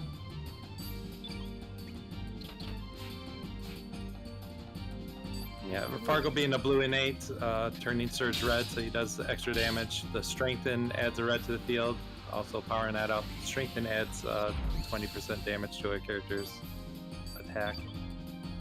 And it's so convenient for X-Strike to also be a red element as Exactly. well. And I Fargo think that this- doing is undoing with adding a Strengthen, another red element. Right. I think this X-Strike will do, if I'm not mistaken, about 290. But I think he's about to go ahead and do it on this next turn. I always thought it was interesting that Fargo uses the red elements he uses for being blue. Oh, no, that was way lower than I thought. I think he yeah. attacked a little too much, and I think Strengthen wore off. Oh, okay, that makes sense. I was gonna say that was because I counted it in my notes, and like a combined strength of 30 is what I usually aim for, and that does about 300. I was wondering, 245 looked really low. And actually, Surge getting another +2 there, so it's 16. So 16 is a healthy number for the Ghost Ship here. His stat ups are a roller coaster ride, that's for sure. On Zero side, you see Zero starting the shopping in Termina. Where on corporate side, you just saw, even though we beat Fargo, Fargo cheats. He tranquilized us, poisoned us, and then he's gonna lock us down in the ship. Yeah, story-wise, so we're going after Lynx. He's in Fort Dragonia, which is kind of in the center of this volcano. And this ship was kind of blocking our path to get into the entrance. And he thinks that we're actually working for him and is wanting to stop us because, you know, they're kind of rival enemies. Exactly. Funnily enough, Andy also touched on it on the top of the ship, where he was able to just kind of like run from a fight, and it just was the game was just like, okay, yeah, that makes sense. We'll just let you go. There's actually 2 more on this ghost ship, and we're about to be coming to another one. Yeah, the fact that you can you really can truly run away from every fight in this game. There's a couple exceptions as far as maybe you have to run away twice in order to get access to your menu if you messed up a fight and needed to heal up, or forgot to equip an element or something like that. You can always recover. You might have some time loss, but you can always recover usually. So it kind of changes your mindset, your attitude towards certain bosses. Some bosses that you'd think would be super scary really aren't that bad. It's the bosses that can essentially one-shot you, from full health to 0, everyone in the party type of attacks that we're really wanting to avoid, because you can't run away if everyone's dead. So Exactly. On corporate side, though, we're back to actually see him perform the ghost dance. He's gonna basically try to talk to this pirate. Right, this is very clean actually. Twice, so that while he's also like dancing around with this ghost, so that we can talk to this guy in the back that basically says, hey, the key's somewhere on this ship, go look for it. Which brings us up to key RNG. Andy, if you want to touch on that. Yeah, so based on the frame where you talk to that guard, the key can spawn in 1 of 3 spots. You have to kill the enemy. The room that we just passed is one of the key spots, but we want to pick up this chest for the Panacea, so you just hope for the best RNG, which would be having the key in this room. If the key's not in here, you could say, I wish I would have went to the other room first, but it just works out that it's best to come here or into this room first, and if we have to backtrack. Right. This is, I would argue, probably one of the biggest RNG sections that runners don't look forward to in any percent. Well, in any percent, but especially in Lynx at Fort Dragonia. Because as you can see, we just had to do that fight right there. And we're going to check this first guy for the key. If he doesn't have the key, we actually have to go do another fight for every other guy that we have to check for the key. So it ends up kind of like a lot of time starts being added. As you can see, he didn't get the first key. He's going to have to go fight this other crossbones. And while he's doing that, I guess we can touch on the fact that there is a chance, it means you messed up, but there is a chance that you can get a 4th key.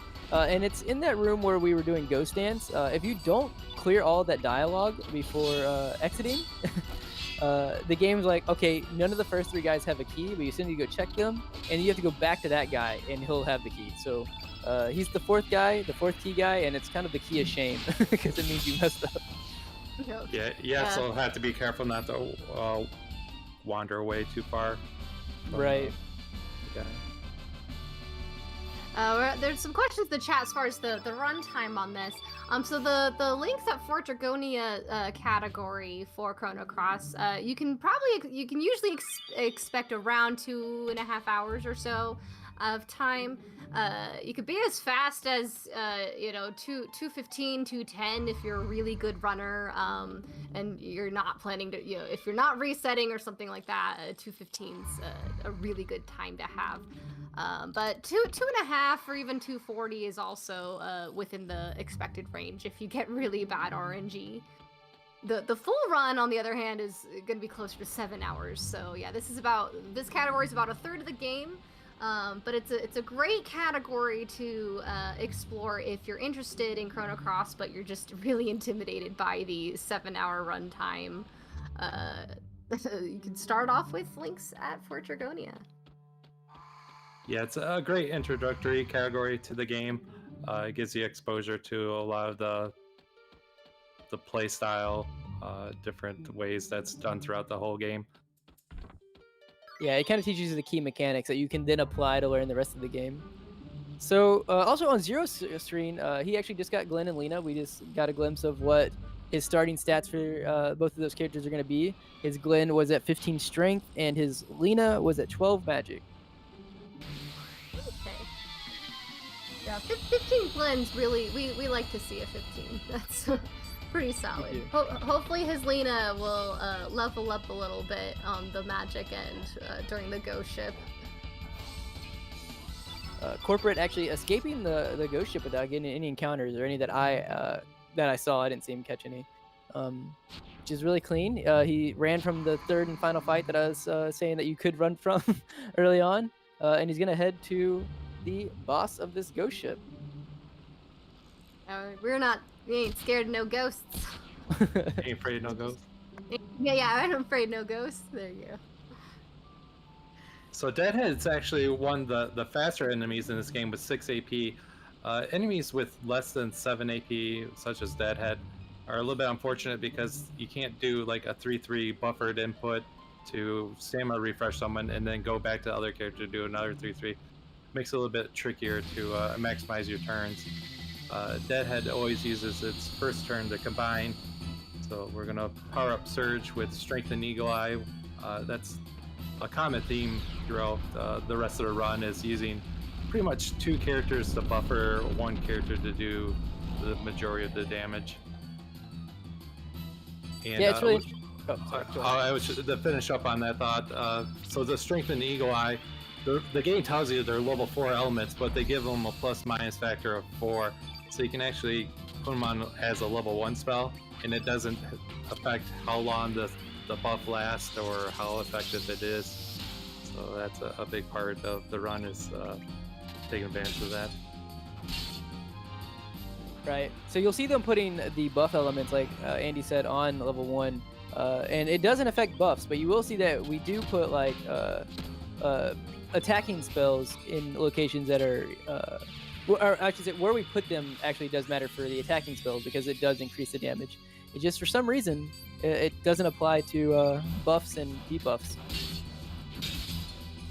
We're actually going to do the boss assault and heal him. Deadhead's a dead or undead enemy. Common RPG fashion. Takes damage from healing.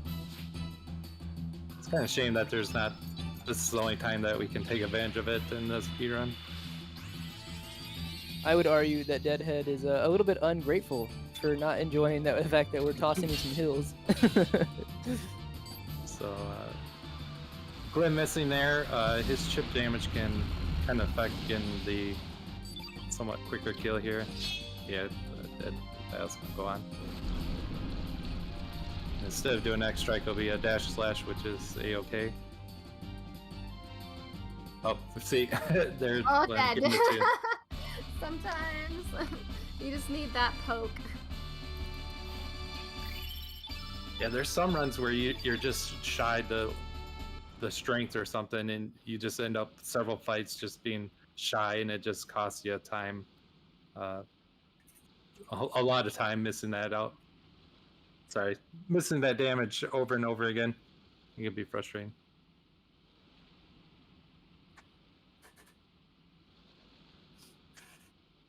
But overall, a good go ship for our corporate.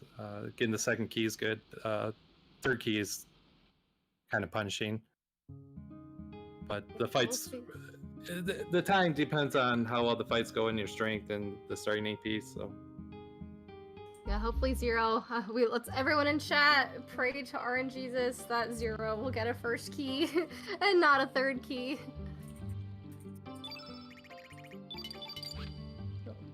Give him a slight boost in his time. So corporate, real quick, is buying a Magnify and Diminish. 2 elements that weren't available the first time come to Marble. Magnify enhances all elemental damage by 50%, while Diminish cuts all elemental damage by half. For this category, you don't need the Diminish, but I would argue you might as well buy it, especially if you end up with a good Lynx 2 time. You might as well continue to run, in my opinion. Yeah, I think that we heard Corporate say, at least Corporate say, I don't know about Zero, that if he had his good time, he was going to try to continue. So in that case, you do kind of want to buy the Diminish, because it is pretty useful for things outside of this category. Yeah, it's interesting that this run really is essentially, 1/3 of the full any percent run. There are minor changes you can do if you know you're committed to just doing a Lynx 2 run. There are a couple minor things you can do to save a little bit of time, but honestly, just with the routing the way it is, it's not terribly a lot of time save if you're gonna veer off from the normal any percent strats. So in most cases, it's best to just do the any percent strats for this category. And that way, if you did decide to move on and do a full run, if you're doing really well, you still have everything you need to do. Exactly. It's nice to develop the right muscle memory. Yes, correct. Yeah. And unfortunately, on Zero's side of the screen, he got an early Flappy Bird. So Lena, her Ice Blast damage was diminished, and Surge's attack as double well. flap. It's such a long animation too. Ooh, Lena To have got to melted sit by it. Sorry, go ahead. Oh no, you're fine. Luckily, yeah. In fact, it's very easy for her to die to a lot of the Starfight attacks in this portion of the game, especially if you keep going, Andy. I was just gonna say it's unfortunate because she doesn't get the magic stat or level up, and she's gonna be at 1 HP for the next fight. As Natalie in chat says, it's W time. W, W, W, W. Over on corporate side, we get the long text box that you have to just kind of hold circle through for Pepper to just finish this text box because he's so dumbfounded at what he's heard Saltsy just say. It does not load any faster than this. This is legitimately how long we have to sit and wait for this tutorial fight. Our lovely Salt and Peppers with their fun little comedic tutorials. What's so tough about this is you noticed Corporate running through various pits of lava in this volcano portion of Mount Pyre, and that does do damage to your characters. And there is a menu we want to do to set ourselves up for Mount Pyre, and even a little bit for Fort Dragonia coming up.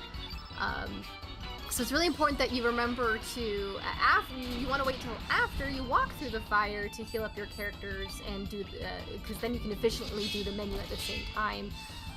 But it's very easy for newer players to forget to do that. Get into this Salt and Pepper fight, and you have to sit through all of that dialogue before you can run away. Heal up, equip your menus, and then you have to go through the dialogue again to do the actual fight. Yeah, it's big to make sure they heal. Come in this fight with low HP. It's not fun. CorporateImage just had. Go ahead. No, you're good. I was saying CorporateImage actually just had a very good fight. He got an early crit on the opening turn of Glenn's 3-3s, which leads him down to a different and faster version of the strat where he got to do a Bush Basher on Salt instead of Pepper, and just kind of made the fight go really, really quickly. That's what you're looking for. I also didn't see if he got any rare drops. If you guys did not. Nope, okay. It was all normal. Yeah, that's one time where the rare drops, you can get the Dragoon Gauntlet, again, accessory with 3 attack power, or the Sky Dungeon Green item, accessory with +2 the magic. Yeah, it's funny because normally we talk about the fact that you want the common drops, and that is an area where you want actually both the rare drops. They're pretty nice to have. And we're switching to Glenn to be the main damage dealer. Salt and Pepper there, being yellow innates, we're able to take advantage of Glenn's green innate. Glenn also has a tendency to be at a higher strength than Surge as well. So he'll be the main damage for the Fire Dragon fight. It looks like Corporate did not opt to save. We don't have any official safety saves for this tournament, I don't think, but there is kind of in a lot of cases with Chrono Cross, really in any of the categories if you're doing this part. The Fire Dragon is one of those that it's nice. The save point is right before it, and he is a scary fight that can one-shot kill you potentially. And again, he's hard to run away from. So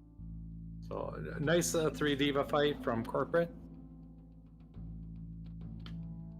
Yep, that 3 diva fight being completed and cleared means that Corporate's making his way into Fort Dragonia. Alright, which is the final dungeon in this run. I mean, it's not a fast, it's a pretty good chunk. It's about a third of this run getting just through Fort Dragonia. But it's always nice when you finally get to Dragonia. You're like, alright. It basically is just, it's a boss rush, but there's a little splash of some puzzles that you have to solve in between each of the bosses, so. Yeah, And go ahead. oh, go ahead, Andy. No, go ahead. I'd say, like for this final dungeon, we talked about how important Lena's going to be, and we've had some uses for Lena, and she's definitely been useful up until this point. But this is where she really starts to get the shine, because going forward, after we beat this Dragoon, we get a drop called Frog Prince, which is the one and only summon we really use in the run. And the reason we needed Lena is because she happens to be blue and 8. Frog Prince is a blue summon. And so the keys to getting off a summon in this game is that you need to fill the whole field effect blue to be able to use Frog Prince after you also get Lena to the stamina, the level that she needs to be to use it. So the core concepts for these fights are going to be us trying to get underneath the AP value for the enemies so that they can't interrupt us, fill the entire field blue after buffing Lena, and then Frog Prince our way to victory. Corporate getting the frozen there. While the frozen, if frozen happens to your character, the character can't act. The bosses will still act, but it can add to some of their AP, giving you some more action turns, which seems to be the case. Corporate here. Summons are interesting in that, because you notice characters could use elements that aren't their innate element, but that is not the case for summons. You have to use a character that matches the summoning color. So Lena's at 15 magic right now. Again, for me, that's a good point to be at. Yeah, I think every runner would be happy with a 15 Lena here. They're really, one of the big break points is that coming up, in a couple of boss fights, there's going to be a boss fight that we would like to be at 16 at, just so that Frog Prince straight up kills so that the fight doesn't last much longer. But 15 is 100% a comfortable magic to be sitting at entering in the fort.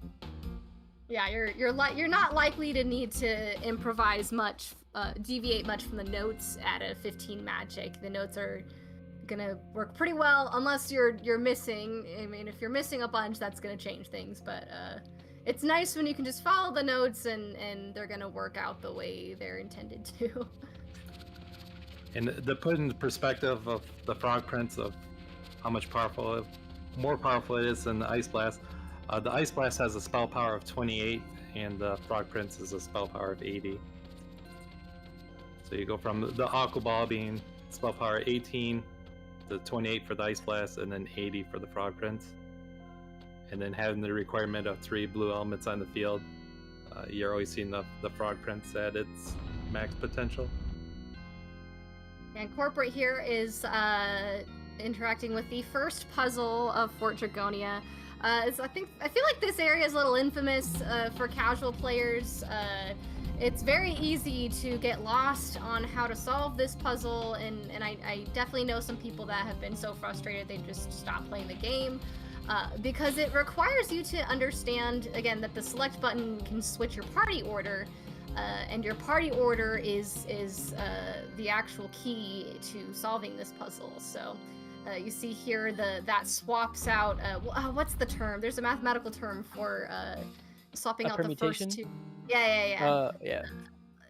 And you need to be able to swap them in order to get a specific party order here, to get the right to get this puzzle to form the right formation, I guess is the word.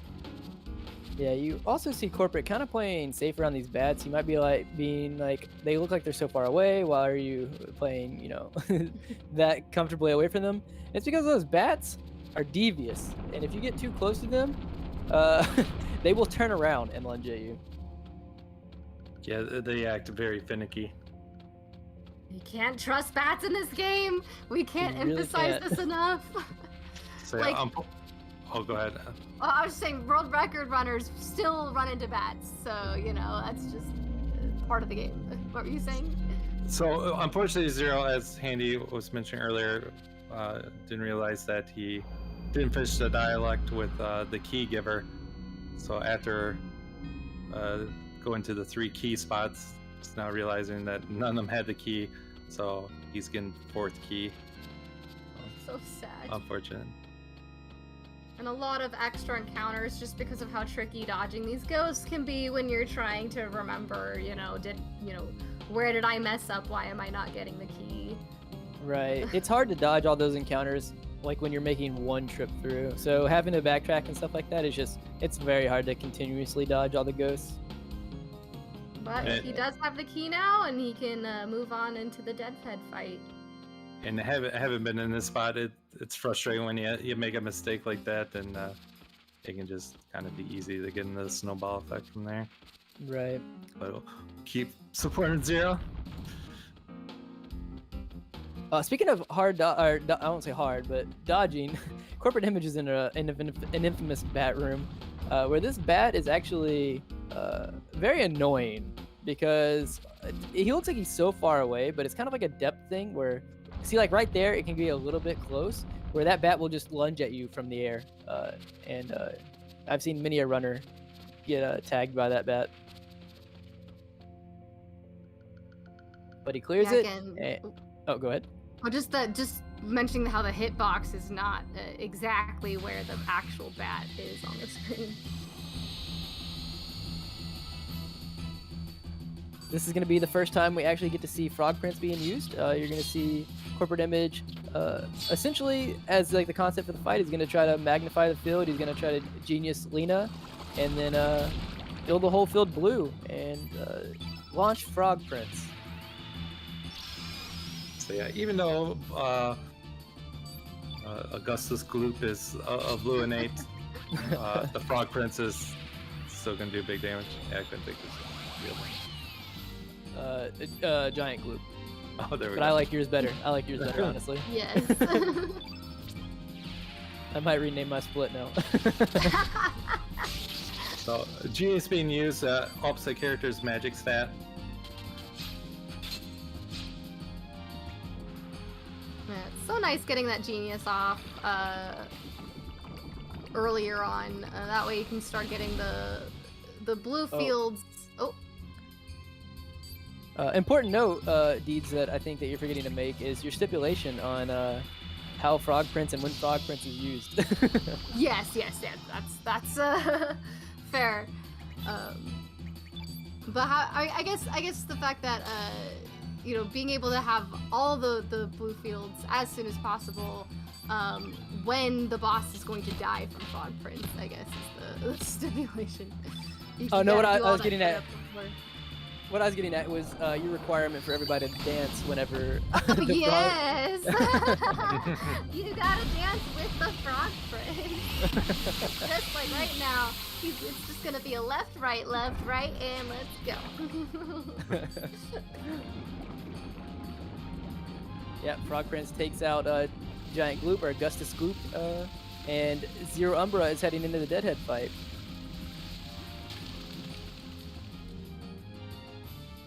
Yeah, again, Deadhead uses the first turn to combine, so you know he will always start off with 6 AP. And I guess as another reminder that bosses will always have at least 1 AP, where trash enemies will have at least, or can roll 0 AP. Coming up for CorporateImage, though, is a fight that if you were someone who's wanting to learn, Lynx 2 before going to 80%, or just wanting to learn Lynx 2 in general, this is one of those fights that is definitely going to take practice to initially get. I've seen lots of new runners struggle with the fight coming up. CorporateImage is going to be heading towards Taurusoid, and it's going to be the same idea where we're going to try to finish him off with Frog Prince. But whereas Giant Gloop, whenever he does an element, will use a blue element and not interrupt our field color, Taurusoid is going to be the first enemy that we come into when we're trying to do this strat, where if he goes and he interrupts you in the field blue, he's green innate and will do honestly dangerous green attacking elements, and so it's going to be interesting to see Corporate handle what AP rolls he gets, how the fight goes. It's just you got to count misses, you got to count APs, you got to basically. It's going to be about making sure that you understand how the fights are supposed to go. Yeah, when I was learning the game, people always mention that Taurusoid was the first, quote, run killer. But I definitely would put Fire Dragon up there as well. Taurusoid, I think I remember running away like 3 times the first time I was speedrunning and got to Taurusoid. I'm pretty sure it was about 3, because I just had a really hard time, you know, understanding, again, the starting AP with the boss is different and can vary, and then knowing how to adjust the strategies to be able to get those, and counting and paying attention to your AP count to make sure that you're getting your 3 blue fields plus the frog prince off in between. And really, if you're paying attention, you'll know right away, you know, once the boss attacks, whether or not you can do it or not, as long as you're paying attention. Right. Yeah, I think the biggest thing ends up being the killer is that, like, newer runners have a hard time sometimes counting AP on top of, like, keeping track of, like, what all the other stuff they're supposed to be doing. And so what ends up happening is that, like, most experienced runners, like, say that worst case scenario comes up and they either miss a lot or whatever, they know that there's not a chance in the world that they're going to get off Frog Prince this turn, so they don't even start throwing their blue elements. Whereas new runners don't realize that and they try to force it, and so they end up spending all their blue elements, get interrupted, and then they have to run because they have no blue elements to fill up the field for Frog Prince. Oh, that was lucky on CorporateImage. There's these little paper cuts is what I call them, because it's annoying when you hit them, but they'll go invisible, and they only kind of, because of how narrow these pathways are, you kind of have to wait for them to go invisible in order to pass them, and there's not really a consistent way to know when they'll turn visible again, and you can hit them. The one I was reacting to, is that ad is kind of in this blind spot, so as you're walking down, it'll always be off screen at first, so you can't really tell where it is and if it's invisible or not. It can be a tricky one. Ooh, Lena getting body pressed. So that's kind of not like it's not really what you want to see. Some runners will take the liberty of doing a strat where they heal Lena here. I don't know that, Corporate is going to do that, yes. And it just kind of makes sure, because a lot of, like, strats, what they used to do is, it used to be really unlucky if Lena got hit, because then you're at risk of, well, I guess any character getting hit twice is a pain. And so to not have to run from the fight because of someone dying, a lot of runners have adopted a cure strat. I really like the cure strat. This also is one you can use on Fire Dragon even, because it's blue to use cure. It's not necessarily taking away. I mean, that's not in this case, obviously, because he still had to get the genius off. But, right. But the fact that it's not hurting your setup for Frog Prince to use a cure, it is worth it sometimes to use it. You're not necessarily hurting your time, taking that precaution to cure. Exactly. And interesting note, even though it looks like Taurusoid's using physical-based text, they're actually magic-based, so you want to hold off on the magnify until you're ready to go for the Frog Prince. I've accidentally magnified prior to it, and let me tell Yes! you, it hits hard. People die! It's so sad. We feel so silly. I'm kind of in awe in watching Corporate's fight unfold here, because I'm used to using the turn red on Taurusoid to up the magical damage. Yeah, so I think he does a strat similar to what Close to War and what I do, and I think Gage does, where we use Weak-Minded and Genius instead of turn red. Okay, and that allows you to use the cure as a backup for Lena, I take it? Yeah, well, all in tandem. I imagine you could maybe fit in, still do it with the turn red as well, but the strat that is written out, it does have a cure section as well. Okay, interesting. Well, panned out and worked out. So yeah, you can do what we just saw using the weak-minded to lower the magic defense, or turning red, the opposite element of the frog prince. Yeah, I think corporate also just out of probably any of the competitors in this tournament, corporate is definitely one of the most consistent ones at speedrunning this on his stream on a pretty regular basis for quite a while now. So he's got a really good understanding as far as what strategies work and when to deviate and use an alternate strat. Also, we should all show our support for Zero Umbra through tossing the W's in chat whenever they're coming up. He's having a good time. That's great. So yeah, they're going through the trap elements. Throughout the full run, we never use a trap element, but I always love this tutorial. They're so goofy. Like I actually really appreciate Salt and Pepper as characters in this game. Yeah, later on, you can find out that they actually have amnesia, and they're working on their kami routine on Fargo's ship. So that's right. It's so great. Which explains why they're goofy with their tutorial battles. Additionally, I had mentioned earlier on in the fort that when we were talking about Lena's magic, that there was kind of a break point that you really wanted Lena to be at 16 magic. I actually didn't see if Corporate got one, but I have to imagine he did. For coming up to the Son of a Gun fight, this is a fight where you'll know if it's a good fight, and if you'll see the runners run up, you're going to see Surge do a 1-1 and hope to not get interrupted by Son of a Gun. Hope that Son of a Gun doesn't roll a 3 or lower, and if that happens, then you're gonna, or if that doesn't happen, what you're gonna see is Lena run up and she's gonna do a 3-3 or a 3-2, depending on if you're watching percents. And you're gonna hope that at least one of those hit. And if that happens, all those things happen, then you're pretty set for a fast fight where you won't have to see Kissy Wissy and you won't have to see mode change, which ends up losing it's about a 30-second sword fight just based on like the AP roll you get here.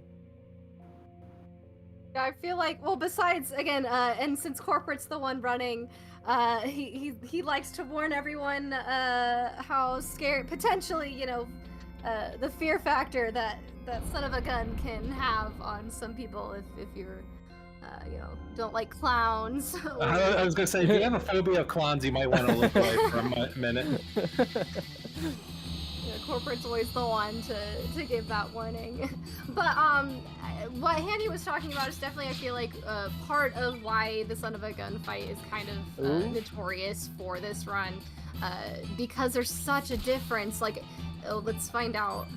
Corporate missed both the 3s, unfortunately. So even though he got the good AP, he's gonna run. He's opting to run. It is recoverable. You just have to defend it out. But he's probably saying, you know what? I think it'll be faster. I can think through it faster if I just eat the flat time loss and hope to come into it and not have to deal with the fact that Lena expended that stamina and also didn't even get any levels from it. It's only recently for my personal runs that I'm opting to try to stick around and actually try the alternate stats. Before, I just always ran away if I didn't get the hits off. It's just easier. Yeah, I listed in my notes, Son of Gun has 4 different parts. He'll always start off in his first mode, which is happy mode, where he'll do a normal attack and then use an element. And some of the different modes, he'll use a tech or a white element, or you do a normal attack. So it's knowing what's coming up next, again, to not disturb the blue field. He did get the bad start, and Glenn got Kissy Wissied, which actually did put him out of commission. But luckily, we're able to actually get Frog Prince off with 2 characters here. So it's not that big of a deal. He just eats the time of seeing the Kissy Wissy and the mode change. Oh, wait, okay, no, that was right. Okay, I thought he accidentally clicked the wrong thing. Yeah, and then he's gonna off the ball. Yeah, scared me for a second. Glenn's probably you don't want anyone to actually be put to sleep, but I think of the 3, Glenn's the one you'd want him to target, the Son of a Gun to target. Exactly. Yeah, in that situation, he had Surge and Lena at full stamina and at the proper elements. So it's playing it right and getting the hit in with Lena to build her back up to level 5 element to cast the Frog Prince, be able to finish out the fight. Lena was well over what she needed. So Son of a Gun has a total of 383 health. That Frog Prince did 396 on its own. Yeah. But over on Zero Umbra's... Oh, good. Oh, I was just commenting. Unfortunate that he still had to do the alternate strat after running away the first time, but still overall a pretty good Son of a Gun flight. I don't think anyone or runner would complain with how that one went. Nope, I would take that. Oh, nice crit for Zero Umbra. Zero Umbra actually dealing with potentially what can end up being a dangerous fight. Like I've seen, things go very badly in this fight. Glenn at 11 health, a little bit scary, but he should be moving into what I think is going to be the last phase of this fight, where he's going to Genius Lena, he's going to magnify the field, and then start throwing Ice Blast and other blue elements. On Corporate side, though, Corporate's actually coming up to a interesting dodge that you can do in this game, where he's gonna, on the next screen following this screen, there's gonna be a Dragoon on the stairway.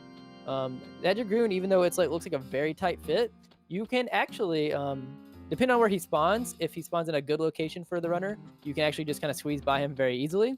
But even if he doesn't, there's setups that you can do to kind of lure him into an open area and then slowly get around him, so you don't have to go into the fight.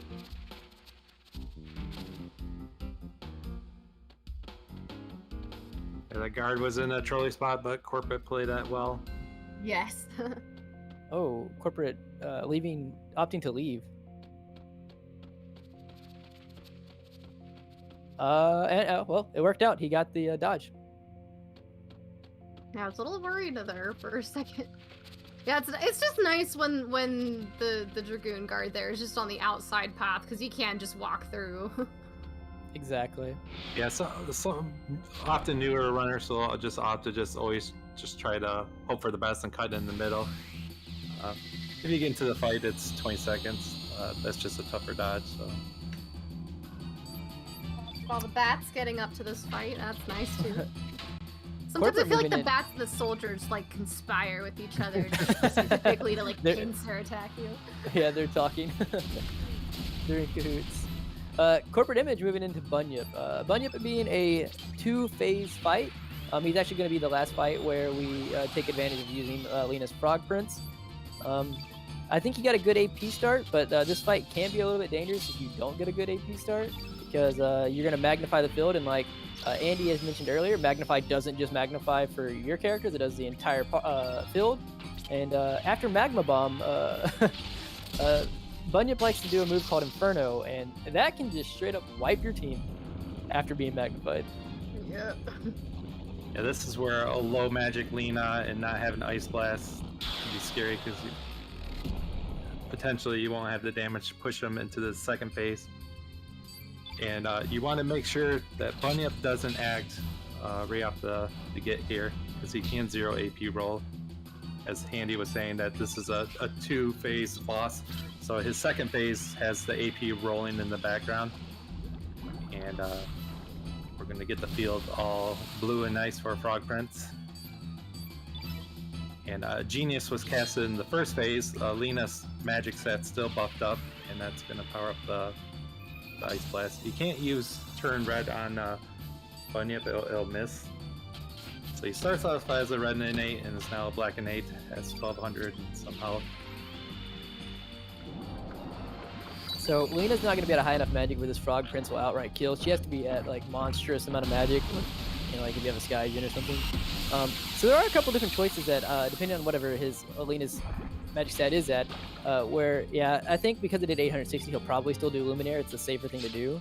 But there are cases where you can do, some runners have done, Aqua Ball level 4 if they put it on. Some runners will do Bush Basher just because it's faster. Luminaire does the most damage, almost ensures the kill, but it's a little bit slow compared to things like Bush Basher and stuff. You could also opt for menuing to swap the Frog Prince to, at this point you do have the level 6 slot unlocked on Lena. I don't think it's not a popular strat right now, but it is another option you can do to try and make that a little bit Exactly.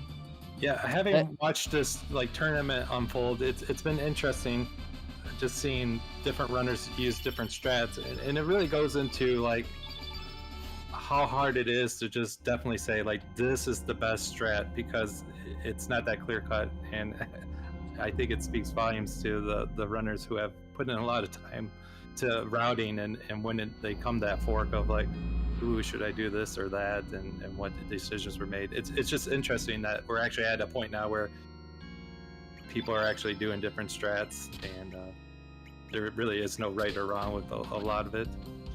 Yeah, and to addend onto what Andy's saying, it's actually, if you're looking at this game, watching these races, and you're slightly interested in learning the run, it is actually one of the things that I, as a runner, I think is one of the most fun things about Chrono Cross, is that there's a lot of variance in a lot of places, and a lot of the game comes down to a lot of decision making, and I think that makes each experience, every time you do a run, like very interesting and fun to do. Someone asked in chat, is Infernal worth capturing? That's something I've mentioned before. Unfortunately, I would say no. Infernal, later on, you hope to get, because it has a 50% chance to burn on Dario. Unfortunately, it can't burn every enemy, and I think that's the reason that it wouldn't really be viable. And burn is like having -3 defense, which is actually large or huge. Yeah, I'm not aware of any strats where we really capture any of the elements for the speed run. I mean, that doesn't mean they're. I don't know. Who knows? Maybe you could be the one that comes up with the new capture strat. But I don't think that's something that's used by the current runners playing right now. Corporate heading into the final two fights of this race for him, where we see Zero Umbra making his way into the fort, about to begin that journey. So yeah, these last two strats will be physical based, so they'll be up to Glen. Once upon a time, there was a magic strat for Lynx, but the Frog Prince just doesn't have enough oomph to kill him outright, so it's just been found to be faster using Glen. This is the home stretch. And speaking of routing through different strength values with Glen, and having a certain AP start, you can get a quicker kill here on Viper. But I don't think Corporate's at the strength for it. I believe his Glen, when I saw, don't quote me, but I believe his Glen is at 22 strength, so not like super high. Yeah, you need to be at a 24 for or get a crit, which you did not get. Right. It's not a big deal. It can just save you one turn.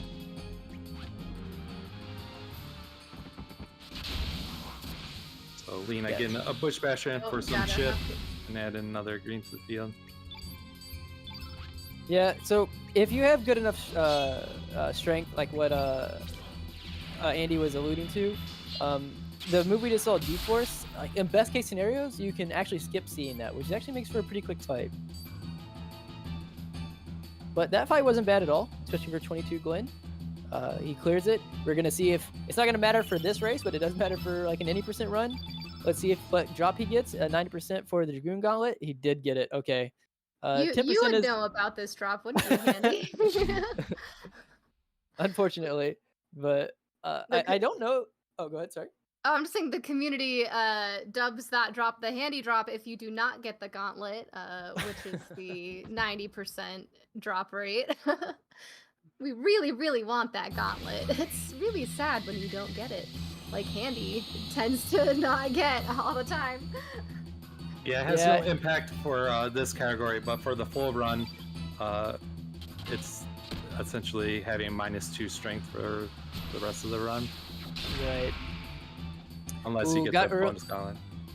On corporate side, I was just gonna say, like on corporate side, while it was happening, unfortunately he got like a not great start. He got interrupted right after Lena did her 1-1, and then also got Surge Glide Hook, which is not really what you want to see. Yeah. So what he's gonna end up doing is the setup But instead of doing the 1-3-3 with Glenn at the end of this turn, he's gonna have to opt to get rid of doing the 1 and instead defend with Surge, because Surge getting hit by that glide hook kind of puts him in a little bit dangerous territory if Lynx decides that he still wants to keep targeting Surge. And just a quick reminder, the time is at the end of this fight after the victory screen when the screen goes black. So we'll be getting there pretty closely here. Ooh.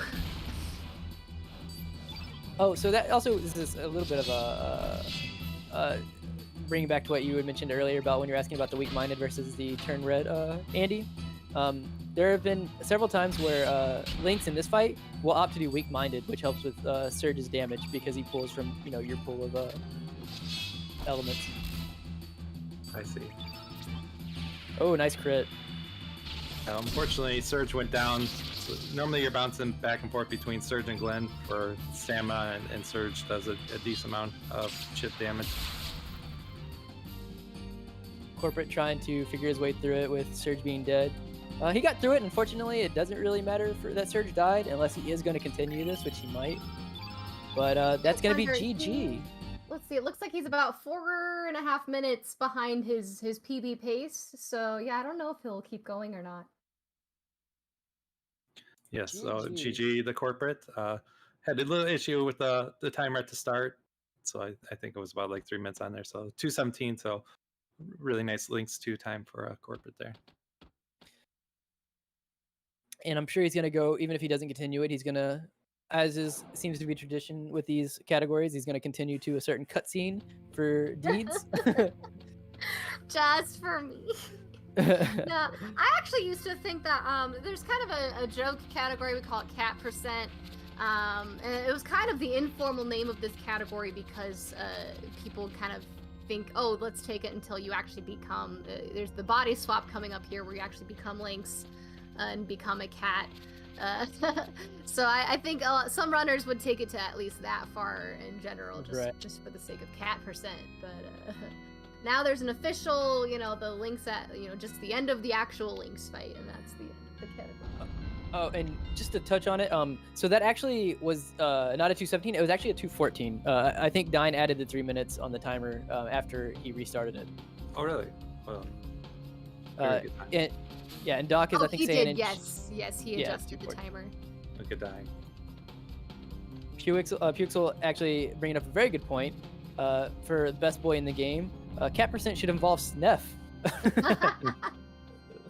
Well, there's a couple, again, there's a couple stipulations. You got to pick the cat option. There's a version when you charge the gates with Pierre, you can actually do it with cats. And then of course, later on in this game, you actually become a cat in order to get through a portion of the story.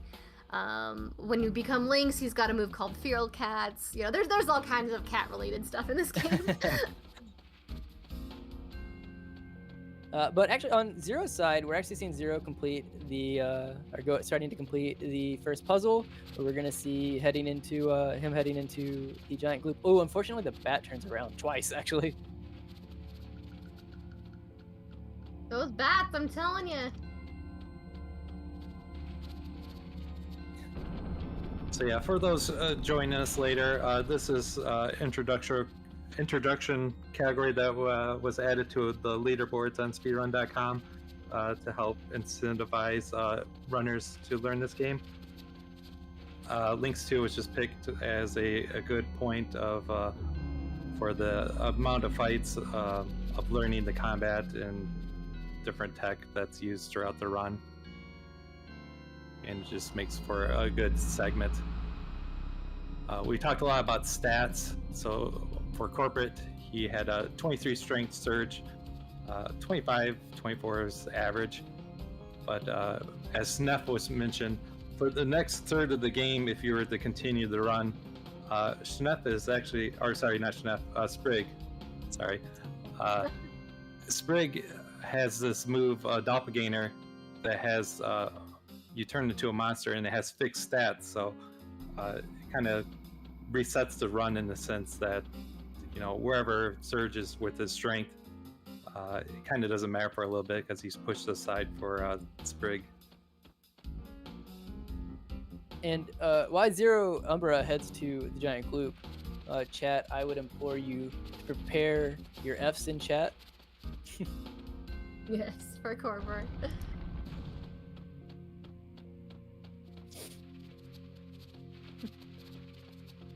Oh, and the scene is coming. Dun dun dun dun. Betrayal. Gasp. Capital D colon. I don't think we ever actually mentioned, but if you are interested in picking up this game and you don't already own it, this is a PS1 era game. If you really wanted to know, kind of the most favored way to play this game is actually on a PS2 Slim, because it offers a fast disk speed option that you can use to select to get a slight edge on those load screens. But you can play it on PS1 or a fat PS2. PS3 also has it available in store digitally. And honestly, emulators are also a viable option for this game. If that's what you have to work with, you can speedrun this on emulator. Yeah, I always encourage people, like, if you've never speedrun or streamed in your life and you don't have the hardware, by all means try emulation and get a feel for it before making an investment. Don't feel pressured or anything like that. It's just mainly because you shouldn't feel pressured to get like a 90K or whatever the best thing is for the game coming up, because most likely when you're first learning the game, the load times are not going to be the difference maker between, like whether you get like a fantastic time or whatever time.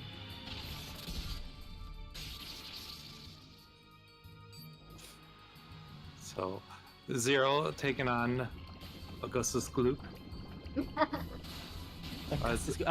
I'm renaming my split, by the way. Right now.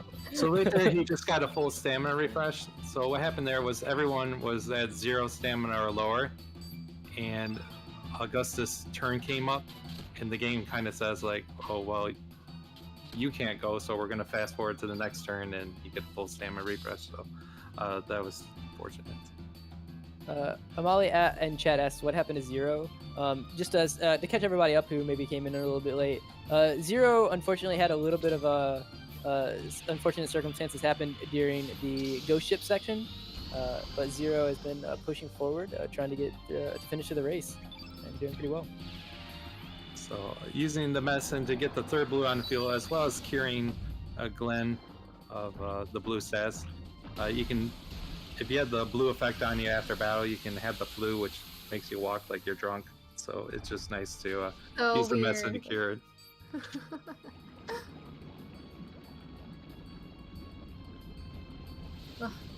Corporate just entered my favorite room in the game, probably. The best song, too. It's so chill. It's so nice. And Zero Umbra taking down Augustus himself before hitting this pillar here. That's something that didn't happen in this race, thankfully, but many a runner will tell you that they've at least done it once in their life where they've accidentally forgot to hit one of the pillars. Oh, yeah. It's very easy. I do it all the time. I'm so guilty of this. Where, in your brain, you're like, okay, I did the thing. Like I did the hard part of the puzzle, or, hey, I beat the boss, let's go. And no, it's really important that you hit that pillar, especially because there's a whole nother, hallway screen you have to run through to even get to the pillar room. So that, that's a good 40 seconds of time just to run. If you do forget, you have to run back and get a pillar if you miss it. Luckily, it's pretty obvious, in the main room here, it does show you, what pillars you've activated. So luckily when you're in that main room, you can see your progress and confirm that, yes, I'm not crazy, I actually did touch the pillar like you're supposed to.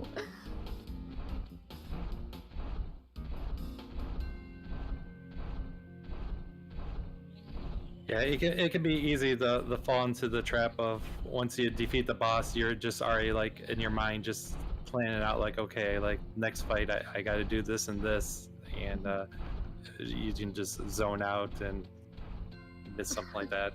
It's not like I had a run that was world record pace and done that, Kappa. Yeah, looks like Zero is safely opting not to do the Cybot skip. That is possible here. You can kind of run Lena into the corner of that little platform there, and not have to wait for that Cybot to go all the way out before you can bypass him. It's not really, in my personal opinion, it's not really worth doing. You're getting about, I don't know, what is it, 10, 15 seconds or so of gain. Max, yeah. Max. Yeah. For, and potentially if you mess up the Cybot skip in that corner, he's right there in that corner. You can't get out. He's not going to move. You basically have to take the fight against it in order to proceed. So yeah, 15 max time, 10-second gain of time. Potentially you could lose, up to 40 seconds, a minute of time, depending on how bad that is. He doesn't die very fast, so. Yeah, it's a 3-minute fight at least with the Cybot. I agree. I don't go for it. If you know the visual cue in the pixel, it's quote free, but it's not worth it. Yeah, I was gonna say, like, there are some runners, especially I would name like Azrael Hobbs, who has put in. He said he's put in like a lot of time into like doing it or whatever, and it seems fairly consistent. So you could argue, and I think he argues that like if you can get it all the time, it's 100% worth it because it's just quote unquote like free time save. But it's very nerve-wracking because if you're on good pace, like you're literally risking the pixel or whatever for like 10 seconds, and like Andy's saying, if you miss it, it can just solely kill a run. I know another question some newer runners will have is when to activate these buttons for the stairs to go down. And it's really, I found it's come down to personal preference. Like for this one, for example, I always like to wait till after I fight the boss, because typically that Cybot is usually on that platform on the other side of those stairs anyway. So that if you're sitting there waiting for that Cybot to go across, pressing the button just feels like something to do. Yeah. But it's I don't really feel like it makes any difference either way which order you go for any of these rooms. It's not that much faster, but it is faster to do it on the way out, because you do, like, if you do it here, you have to save the time by waiting anyways, and then come over here. But like if you do it on the way out, then like you were saying, you can't, even if you hit the button and it was already down, you still have to wait for the Cybot to move. So it might as well just use the button time while the Cybot has to move anyways, and it just kills two birds with one stone. Zero opting to do the turn red strat on Taurusoid.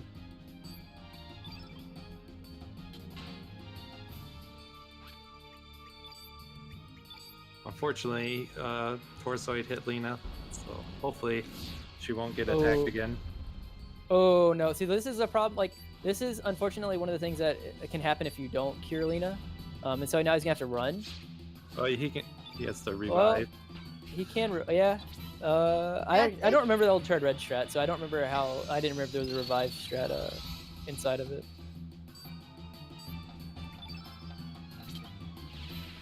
This will come down to if Lena doesn't get attacked, and you also hope for a good stamina refresh. Oh, I see that he magnified. I'm not sure because, well, okay. So regardless, Lena's gonna die if she gets it anyways. So and the other two shouldn't die, I think, with a magnified backdrop or whatever is coming. I forget which one's coming, but. And then that's gonna interrupt the field as well. Oh, so this is what I was talking about a little bit earlier, where unfortunately you're going to be spinning blues, and I think there was just no chance that you were going to get frog prints off before you get interrupted here. The one hope is, since Taurusoid has 10 AP, he could roll a very high plus AP. Very high. So he needs him to roll 2 more. Well, no, 1 more. Will he be lucky? Let's find out. Oh, okay, that's a very generous AP roll. So yeah, the higher the AP is for the enemy, the more they can roll. For example, a 6 AP enemy can only roll a plus 2 AP, and then a 7 AP can roll plus 3. And then with 10, I don't know what, it's always a plus 4. I wasn't counting AP exactly, but I know that was over the 11. That was extremely lucky. Yeah. I was a little But- bit clinched.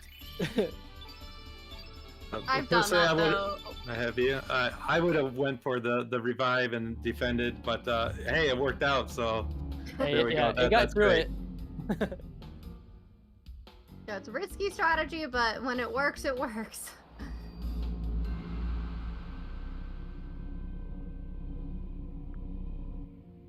So yeah, So the next- what I would say again, we were talking about how tough Taurosoid is, and I think that's the AP for Taurosoid is one of the misleading things because you can practice, and you get so comfortable with him being at a high AP and plus AP that you can find it kind of consistent, and then all of a sudden you get a run where he doesn't roll that high AP like on when it comes to the stamina refresh, and you're just not prepared for it. It's sadly one of those things that you kind of just need to have experience it to really learn it and grasp the kind of the repercussions of it going Exactly. wrong. Yeah, it can be very what's the word? Misleading sometimes. Like for like things like that happen because if you judge it based solely like result based, and you take more risks like that, the more risks you take like that, the higher chance of obviously of you getting punished really really hard for doing it. Yeah, that's just one of the hard things of really learning any speedrun is things like that, like where normally it goes one way and you get used to that, or sometimes you just get horrible luck and then you kind of get in a fearful state and then you're playing like overly safe. It just is what it is, but it's neat to discuss. Zero just completed. Deceiving. This actually isn't that much of a puzzle. I wouldn't classify it as much of a puzzle, but you do have to pay attention to where that statue is facing. You specifically want to select the south direction because that's where the pillar is. If you accidentally, button mash through this, it's very easy for you to just select the north option, which luckily the north option doesn't have any monsters on it that forces you to fight or anything like that. But it does mean you have to go all the way back around, climb back up the ladder, talk to the statue again, and pick the correct direction once again. Right, that statue will definitely catch you mashing. And if you pick, if you button mash the north option, it's actually not as punishing because it's still it automatically faces north, so you can still just pick the default south option that you're supposed to. But if you accidentally picked east or west, you have to remember that it's facing east and west now, so south is not the correct option anymore. Right.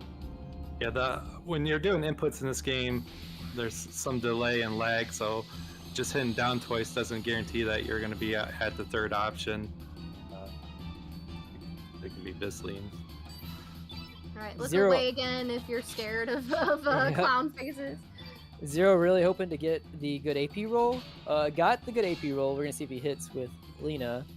Lena did hit. And I think I'm not even sure that was stamina push. I think that the son of a gun rolled really high, but he should be able to complete before seeing Kissy Wissy. Yeah, what Handy was saying there, if you watch the lower left-hand corner of the screen, you'll see that the buttons go from red to gray. So once they gray out, it's no longer a buffered input. So he did roll a high AP there. Yeah, Zero could have actually skipped Kissy Wissy and mode change, had the stamina and everything set up for it. But one of the bigger things I would argue is that if you're comfortable with for sure getting through some of these fights a certain way, especially while you're learning or whatever, do what's comfortable for you. I think that is much more consistent than trying to force it. If you're unsure. Absolutely. And you notice that he's using turn blue on this, and usually you would think, if we're using a blue frog prince on it, why are we using turn blue? But if you do the same turn blue twice, it actually cancels out the effect. So it's a fast way to get 2 blue elements on the field without, hurting yourself, I guess. Yep, 349. So should That'll kill. do it. Yeah, Son of Gun has a really high defense. So when you're at like 14 and lower magic, even a 15 magic can potentially not kill. You're relying on actually the chip damage from the physical attacks. Which is honestly not that high. It's actually more efficient to use the one pokes because of the diminishing return on the damage for the higher attacks. But we did get through Son of a Gun. We're gonna see Zero hit the last hill. Well, no, that's not true. There's one in Bunyip. I forgot. Ignore me. But then he's gonna head up the elevator. Gonna try to dodge the Dragoon and then head to Bunyip. Actually, Zero has 14 magic, but I believe he got the magic green earlier, so his lean is effectively a 15 magic. That's one thing, is that the notes are geared towards having a Dragoon's Honor, which is an accessory with 1 attack, 1 magic, and 1 magic green. So we always assume that our magic is based around having those two. So having an extra magic green or a sky green can make us +1 or +2 magic. Exactly, and I think with the double magic ring, it does a little bit more, I believe, right, than like just being like +1. If I'm not mistaken, we've had this discussion before, but I think it does a little bit more as an item. And I think the 349 that he did was right on the edge of killing Son of a Gun, so it's a good thing that it did. Back to bat dodging again. Let's hope, and the Dragoon dodge. Let's hope that Zero can get through this. I think Zero might have actually had it. It's kind of hard to tell, but he second guessed it, and the the Dragoon kind of grabbed him on the side right there. But it's fine. You don't get trapped in the corner or anything like that. You can just run away, and it's just a flat like 20 seconds. Yeah, whenever you get into a counter, you'll have some iframes with the enemy that you encounter. So in this case, he's going to want to go up the stairs, but if for some reason the Dragoon was blocking him, you would have a little bit of time to kind of back away. Let's see if the bat plays nice here. We like The nice bat bats. is there. You can use these overpasses here. The bat can't get you if you're underneath it. Actually, so that's one of the strategies we use to dodge that bat. You can also kind of go up the stairs a little bit sometimes as well. I don't personally do a good job with that specific dodge, but there are ways to avoid the bat. So again, a Bunyip here is a 2-phase fight. You can start off as a red innate. You need to do roughly 400 damage to knock him into the second phase. You got a 4 roll, which should be manageable. I don't really usually do all ones. I don't think that it should change anything. He should be able to be fine even with a couple of misses. Yep, so upping Lena's magic, mainly for the phase 2. But if you were at a low magic, that certainly would help push the Ice Blast to do enough damage. The big thing here is avoiding the Infernal cast by Bunyip, which is all enemies in this game have a scripted fight or battle plan, so you always know when the big attacks are coming. I'd say that's one of the first steps of learning the speedrun, is knowing which enemies can AoE kill you and win. I actually 100% agree, and that does actually kind of lead to a point I talk about a lot, is that I actually think that if you're someone who's wanting to learn this game, try not to pay too much mind to exactly what each individual strat, like, don't try to like hard memorize like what the strats say, and instead try to understand the concept of the fight. Like, what are you trying to do? Like how we've kind of been explaining, like you're trying to fit frog prints underneath the, this AP of this boss or whatever. I think that'll do you so much more wonders than like memorizing to a T what each strat says. Yes, more likely than not, you will be deviating from the notes. So that is, I 100% agree with Handy. I actually kind of recently redid formatting just to personalize my notes, and I kind of have a little sentence on several of these of the goal of the fight, essentially. There's also a couple that I've kind of mapped out what some of the scripted enemy attacks even are. Like we said, with the AoE options, or something like the fire dragon, which can be a little scary. Just being aware of what those scripted attacks are can help you know whether or not you're still on track with the notes or not. And really nice play by Zero. So Zero unfortunately had kind of a low roll in the second phase, and didn't have a really good stamina. And I was nervous that he wasn't going to make it, but he opted to defend it out. Bunyip did Gravitone, and then went for the blue field. Ooh, that's gonna kill Surge. Yeah. I'm actually wondering, because I don't know his magic stat. 747 is a little bit low. I'm not sure, because that went a little bit longer, if the genius wore off. I didn't see how much longer the fight went. I just knew it wasn't exactly true script. But Bunyip should be close to death. Unfortunately, what we usually do to kill Bunyip after the Frog Prince doesn't kill is we usually Luminaire with Surge, as you saw Corporate do. But free fall killing Surge kind of puts a little damper on that. This fight can get a little bit scary if it keeps going. This is the first time seeing a move after free fall. Double Thunder, I remember that being a powerful... Oh, that's powerful, I thought. So he did about 200 extra damage with... Yeah, he was way short. I think the Genius did wear off. Because he's done 200 extra damage with Glenn physical attacks too. And yeah, unfortunately, Surge has the revive. But although we're talking about how long this fight went, I do think that with Surge being dead and not being a Luminaire, Zero made a very fast and choice and kind of made the best of what he thought he could do. And Eagle-Eyed Glenn, instead of like kind of panicking or whatever, and just kind of tried to output the damage because he knew Bunyip was relatively close to dying.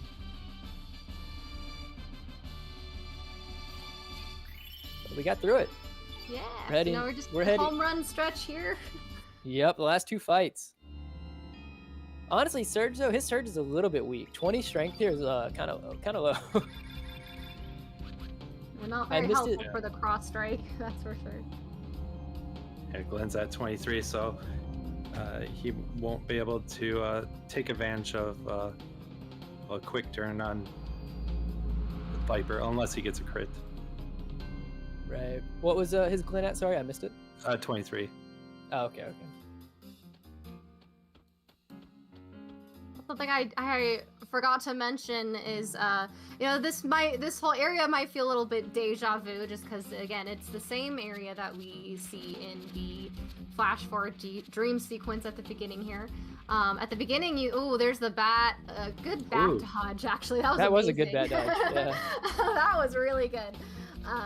But he also said the guard is also on the pathway to the teleport there. Oh, nice. Okay, good. Whew. Got past that. That could have been bad. But actually, was this a batless match? Now that I'm thinking about it, I don't think either competitor ran into bats. I think so. You're correct. Which is very, very impressive. But anyways, yeah, so he's just going up this teleport.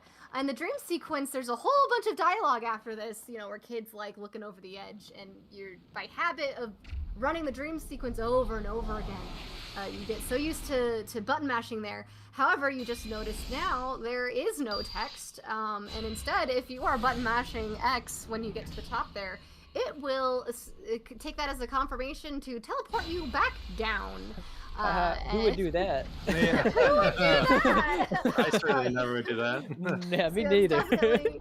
definitely the teleport of shame there. If you're just, not paying it, not zoned in, and you're just in button mash mode. Funnily enough, the one that I've teleported shamed is actually the one that ends up being the one after you, like 5 hours in the run, like whenever you change bodies. I'm just like either zoned out or not half paying attention, and I'm like, whoop, go up, whoop, go down. I'm like, oh, man. Yeah. Yep.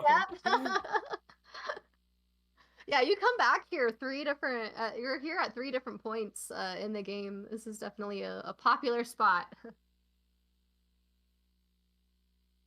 But yeah, as Deeds had mentioned right after we finished Bunyip fight, yeah, this is the home stretch. We have Viper and then we have Lynx, and that's gonna be GG for Zero Umbra. So let's cheer and hope that Zero Umbra has some really good fights here.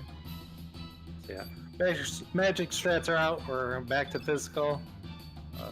Viper being the yellow innate, you're gonna take advantage of Glenn having all the accessories and being the green innate. So we're gonna cast the usual buffs, strengthen again, enhancing damage by 20%, and Eagle Eye raising the hit rate to 99%. Something we never really mentioned. Oh, go ahead. I think we were gonna say the same thing. You go. I was gonna say something we never really mentioned is you might be wondering, like, okay, so y'all talked about putting the center character in the middle so that the strength and eagle eyes would hit this character in the center, but per story, it automatically puts Surge in front here.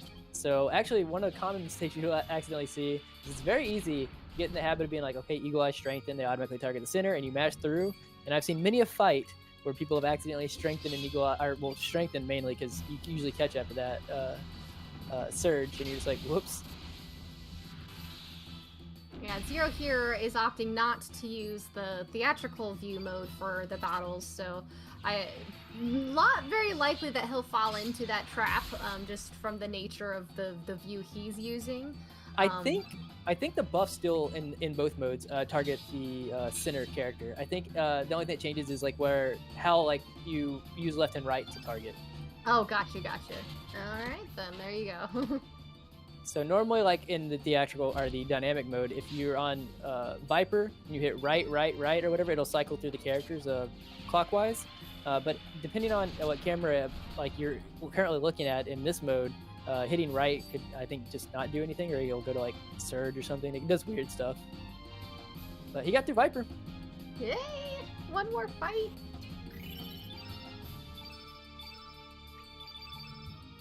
Now Zero's done some pretty good recovery here. I hope Zero's not terribly upset with the ghost ship, but I still feel like the run overall was still really good, really well handled. Huh? No handy drops. Yeah, no. I thought it was going to be a reoccurring thing. The very first race that we did that I commentated, both runners got them through them. I was like, oh no.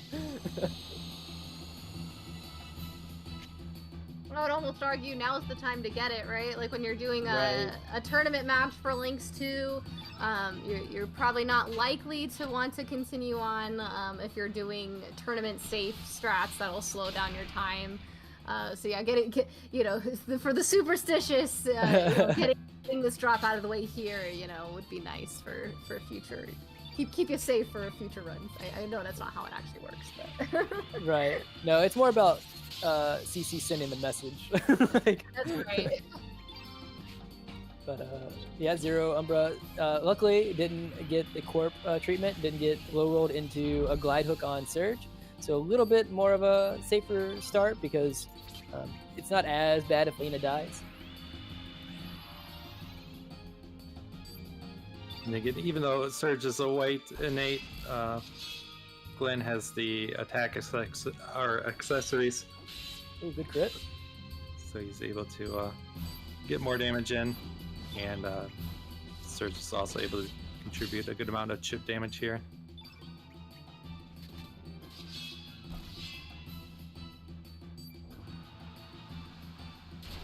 So far, a very good fight. Push pressure on Lena. Lena both survives, and it puts a green on the field.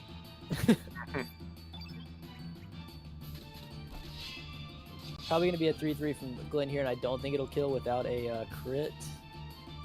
Yeah, while you do want Surge to live through the battle, it's nice if you take some damage to make him closer to death. That is GG for Zero Umbra. GG, well done.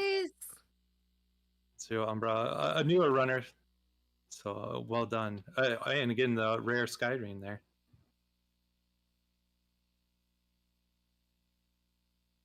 Yeah, that's a nice drop ticket.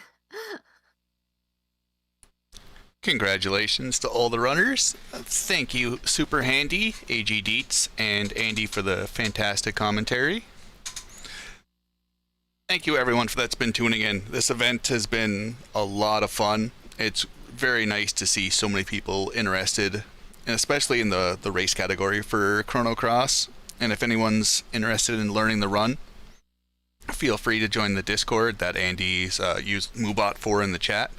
Everyone's super helpful, super friendly. So that will end the round 2 of the round robin. We will be back on August 14th, where CorporateImage will be going against Azrael Hobbs at 4 p.m. Eastern Daylight Time. And then on the Sunday, we have Zan versus our very own commentating superstar, AG Dietz. So be sure to keep tuned in for that. I will throw us all to Neo/72. He's doing a Breath of Fire 3 adult percent. Really good runner. Really solid post in the Breath of Fire community. So I appreciate everyone for coming out for these events. Appreciate the runners and the commentary taking their time out of their day to make this event happen. Thank you all for tuning in, and we'll catch you next time. All right.